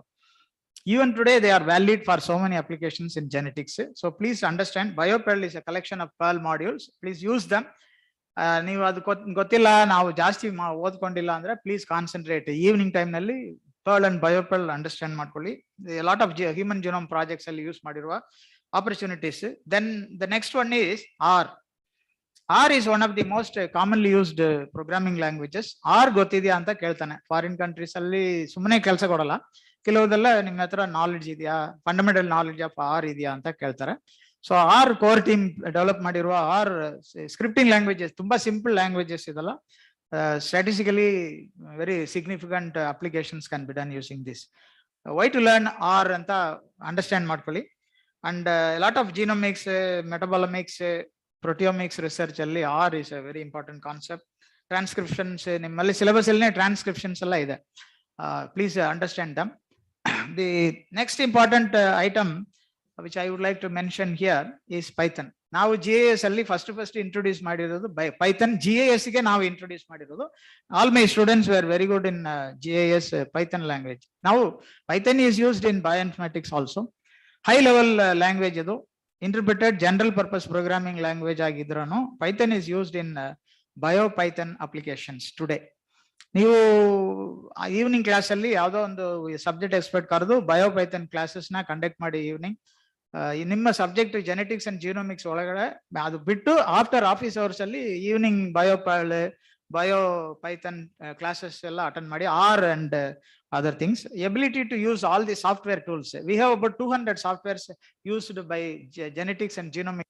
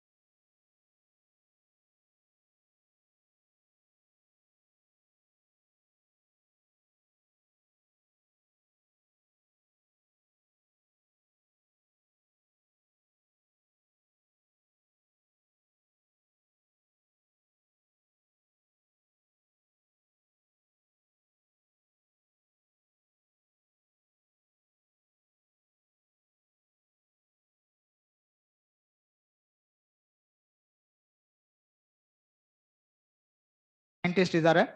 ಈವ್ನಿಂಗ್ ಕ್ಲಾಸಸ್ ಅಲ್ಲಿ ಮ್ಯಾಥ್ ಲ್ಯಾಬ್ ಯೂಸ್ ಮಾಡ್ಕೊಳ್ಳಿ. ಆ MATLAB related applications in bioinformatics plenty of applications ಇದೆ ನಮ್ಮ ಹತ್ರ. Sequencing, micro array analysis, proteomics, systems biology, lot of branches are using. We can have special sessions on all these subjects in future. The 43rd item is today everybody, the whole world is talking about big data analytics. ನೀವು ಅದೆಲ್ಲ ಗೊತ್ತಿಲ್ಲ ಅಂದ್ರೆ ಕಷ್ಟ ಆಗುತ್ತೆ. So you have to understand some of the subjects like computational biology, big data analytics in genomics. All these things you have to try to understand. ಅದಕ್ಕೆ ತಮಗೆ ನಾನು ಒಂದು ಸಜೆಷನ್ ಕೊಡ್ತಾ ಇರೋದು ನನ್ನ ಕಡೆಯಿಂದ. Please note down. Brazilian symposium on bioinformatics 20 sessions ಆಗಿದೆ. 20 years ನಡೆದಿದೆ. ಬ್ರೆಜಿಲಿಯನ್ ಸಿಂಬೋಸಿಯಂ 1, ಸಿಂಬೋಸಿಯಂ 2, ಸಿಂಬೋಸಿಯಂ 3, ಸಿಂಬೋಸಿಯಂ 19, ಸಿಂಬೋಸಿಯಂ 20 ಅಂತ Brazilian symposium on bioinformatics BSB 2020-21 ಬರೇ ಬಂದಿದೆ. ಸೊ ಅಷ್ಟು ವಾಲ್ಯೂಮ್ನು ಆನ್ಲೈನ್ ಅಲ್ಲಿ ಅವೈಲಬಲ್ ಆಗಿದೆ. ಸೊ ಇವತ್ತು ನೀವು ಫಾರಿನ್ ಕಂಟ್ರೀಸ್ ಅಲ್ಲಿ ಸ್ಪೆಷಲೈಸ್ಡ್ ಫೀಲ್ಡ್ ಅಲ್ಲಿ ನೀವು ಇದೀರಿ ಅಂದ್ರೆ ನೀವು ಆ 21 ವಾಲ್ಯೂಮ್ಸ್ ನೀವು ಒಂದ್ಸರಿ ನೋಡ್ಕೊಂಡ್ಬಿಡಿ. ಯಾರ್ಯಾರು ಏನೇನ್ ಪೇಪರ್ ಪ್ರೆಸೆಂಟ್ ಮಾಡಿದ್ದಾರೆ, ಯಾವ ತರ ರಿಸರ್ಚ್ ಮಾಡಿದ್ದಾರೆ, ಯಾವ ತರ ಔಟ್ಪುಟ್ ಬಂದಿದೆ. ನೀವು ನಾಳೆ ರಿಸರ್ಚ್ ಮಾಡುವಾಗ ಈ 21 ವಾಲ್ಯೂಮ್ ನಲ್ಲಿ ಮಾಡಿರೋದನ್ನ ನಾನ್ ಮಾಡ್ತೀನಿ ನೀವು ಅಂತ ಅಲ್ಲಿ ಹೋದ್ರೆ ಕೆಲಸ ಸಿಕ್ಕೋದಿಲ್ಲ. 22ನೇ ವಾಲ್ಯೂಮ್ಗೆ ನಾನು ಹೇಗೆ ಕೆಲಸ ಮಾಡ್ತೀನಿ ಅಂತ ಹೇಳೋದಕ್ಕೆ latest knowledge of all the bioinformatics, ಎಲ್ಲ ಇದೆ ಅಲ್ಲಿ. genetic data bank, so sequence, alla ide. Not only this, bioinformatics anta irodu general name only, but inside we have got really 40,000 papers related informations are inside those 21-year Brazilian symposium on bioinformatics. Please go through them. Sumne time waste madak hogಬೇಡಿ. The 44th item which I would like to mention here is the future of genetics in the world's job market. Idu understand ಮಾಡ್ಕೊಳ್ಳೇಬೇಕು, ಯಾಕಂದ್ರೆ ನೀವು apply ಮಾಡ್ಬೇಕಲ್ಲ. So the future of genetics is to be known to you. Aದಲ್ಲಿ we have online courses ಇದೆ. ಕೆಲವರೆಲ್ಲ ಸರಿಯಾಗಿ ನಾನು ಅರ್ಥ ಮಾಡ್ಕೊಂಡಿಲ್ಲ ಅಂದ್ರೆ ಆನ್ಲೈನ್ ಕೋರ್ಸಸ್ ಅಟೆಂಡ್ ಮಾಡೋದಕ್ಕೆ plenty of online courses ಇದೆ. The whole era people are talking so many things, but ನಾನು ಹೇಳ್ತಾ ಇರೋದು ಈ ಇರಾನೇ genomics era ಅಂತ ನೀವು ಹೇಳ್ಬೇಕು. This era itself is a genomic era. The future of genetics is all there in the medicine field, medical field ಇರೋದು. So ನೀವು ಇರೋದೇ ಒಂದು ಯುನಿಕ್ ಸಬ್ಜೆಕ್ಟ್ ಈ ಯೂನಿವರ್ಸಿಟಿನಲ್ಲಿ, ನೀವು ಇಲ್ಲವೇ ಇಲ್ಲ. ನೀವು you are an exclusive person in this university campus. So you should be unique also. ನೀವು ಅವ್ರ ಜೊತೆಗೆಲ್ಲ ಓಡಾಡಕ್ಕೆ ಹೋಗಬೇಡಿ, ನೀವು ಅದೆಲ್ಲ ಬೇಡ, ವೇಸ್ಟ್ ಅದು. ಒಂದು ಪೈಸಾ ಪ್ರಯೋಜನ ಆಗೋದಿಲ್ಲ ನಿಮ್ಗೆ, ನಾನು ಹೇಳ್ತೀನಿ. ದ ಜಿನೋಮಿಕ್ಸ್ ಇರಾನಲ್ಲಿ ನೀವು ಎಲ್ಲಿದ್ದೀರಾ ಅಂತ. The future of genetics is in clinical medicine. Are you ready for that? That is very important. That is my point. And the global implementation of genomic medicine, that is very important. Bioinformatics and functional genomics, personalized medicine ಇವತ್ತು ಬರಬೇಕಂದ್ರೆ ನಿಮ್ಮ subject ತುಂಬಾ essential ಆಗಿದೆ in all the places.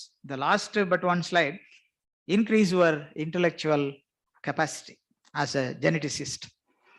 In what areas ಅಂತ ನಾನು ಹೇಳ್ಬೇಕಿಲ್ಲ, you have, but ನಾನು ಇದರಲ್ಲಿ ಒಂದೇ ಒಂದು ವರ್ಡ್ ಎಲ್ಲ ಒಂದ್ ಕಡೆ ಯೂಸ್ ಮಾಡಿದ್ದೀನಿ, ಗೆಟ್ ಎನಫ್ ಸ್ಲೀಪ್. ಅದೇನ್ರಿ ಅದು? ಡ್ರೆಸ್ ಮಾಡೋದು ಹೇಗೆ, ಸ್ಲೀಪ್ ಮಾಡೋದು ಹೇಗೆ ಅಂತ ಹೇಳಿ ನಾವು ಮಾಡೋದೇ ಅದು ಅಂತಾರ ಕೆಲವರು. ಗೆಟ್ ಎನಫ್ ಸ್ಲೀಪ್ ಅಂದ್ರೆ ಏನ್ ಮೀನಿಂಗ್ ಅಂತ ನೀವು ಅರ್ಥ ಮಾಡ್ಕೊಂಡಿದೀರಾ? ನಾನ್ ನಿಮ್ಮನ್ನ ಚೆನ್ನಾಗಿ ನಿದ್ರೆ ಮಾಡಿ ಅಂತ ಹೇಳ್ತಾ ಇದ್ದೀನಾ? Is it so? ನಿದ್ರೆ ಮಾಡೋದಕ್ಕೆ ಟೈಮ್ ಇಲ್ಲ, ಅಷ್ಟು ಓದ್ಕೊಂಡು ಕೂತಿದ್ದೀನಿ. ಆ ತರ ನೀವು ಇರುವಾಗ ನಾವು ಈ ಸೆಂಟೆನ್ಸ್ ಹೇಳ್ತಾ ಇರ್ತೀವಿ, ಅಟ್ಲೀಸ್ಟ್ ಸ್ವಲ್ಪ ಟೈಮ್ ನಿದ್ರೆ ಮಾಡಿ ಅಂತ. ಅದಕ್ಕೋಸ್ಕರ ಬರ್ದಿರೋದು. ಇಲ್ಲ ಸರ್ ನಾವು ದಿನ ಇದೇ ಮಾಡ್ತಾ ಇದೀವಿ ಅಂತ ಮಾಡೋದಕ್ಕೆ ಇಲ್ಲ. Expand your horizons of knowledge. And 101 genetics research topics we have today. ನೀವು ಐಡೆಂಟಿಫೈ ಮಾಡಿದಿರಾ? 101 ಜೆನೆಟಿಕ್ಸ್ ರಿಸರ್ಚ್ ಟಾಪಿಕ್ಸ್ ನ ನೋಡಿದಿರಾ ನೀವು? ಎಲ್ಲಿದೆ, ಎಲ್ಲಿ ಬರೆದಿದ್ದಾರೆ, ಅದು ಯಾವ ಕಡೆ ಇದೆ? ಅದು ಜೆನೆಟಿಕ್ಸ್ ಅಂಡ್ ಜಿನೋಮಿಕ್ಸ್ ಅಲ್ಲಿ ಇವತ್ತು ಇರುವ ಏರಿಯಾಸ್ ಆಫ್ ಇಂಪಾರ್ಟೆನ್ಸ್ ಯಾವುದು? ಇದೆಲ್ಲ ನೀವು ಅರ್ಥ ಮಾಡ್ಕೊಂಡು ಸ್ಕಿಲ್ಸ್ ಅಂಡ್ ನಾಲೆಡ್ಜ್ ನ ಅಕ್ವೈರ್ ಮಾಡ್ಕೊಳ್ಳಿ. We wish all success. Thank you very much.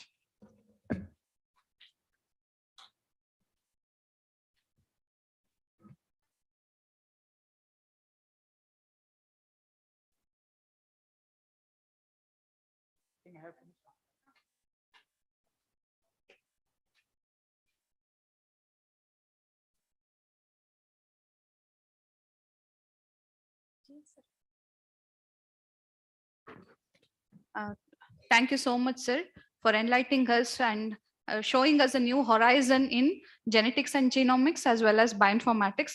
Now, I think it's a time for even for me to think in that avenue. Now, I request our chairperson, Professor S.S. Malini, a former chairperson, Professor N.B. Ramchandra sir, Subramanya sir, and Amrutali madam to felicitate Balasubramanya sir. Chair. Bani.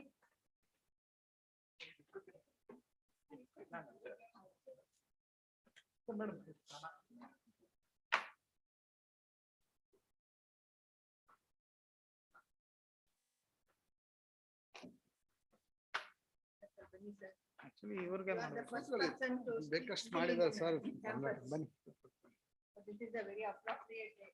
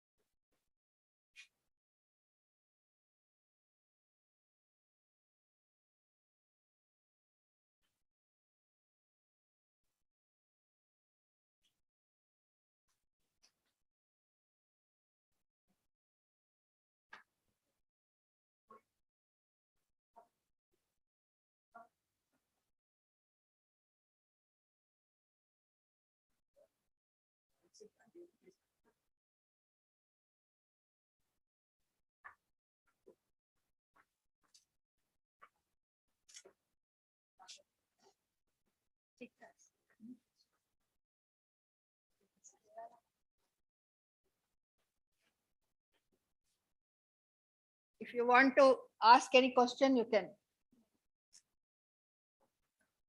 If you want to interact. Any questions from your side? Sir is also there. NBR sir is there.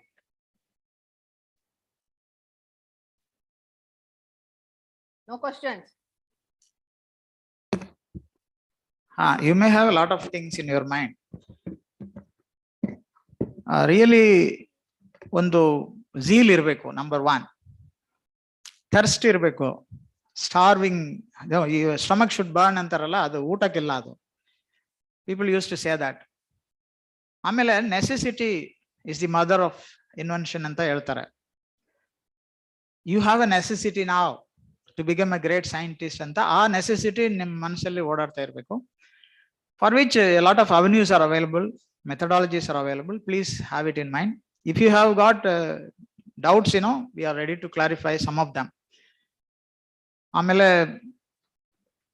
ಆಮೇಲೆ ಕೇಳ್ತೀವಿ ಅಂತ ಹೇಳಿದ್ರೂ you can ask us. We will be able to support you. No questions means you have a question? Okay, let us come to the end of today's deliberations. So on behalf of University of Mysore and Department of Genetics and Genomics, I thank Professor Anand and Professor A. Balasubramaniam for delivering a wonderful lecture, information loaded, motivating lecture to our students.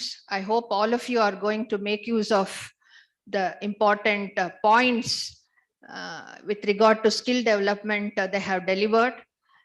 Hope you are going to adopt in your career and come up in life. With this, I thank both the professors.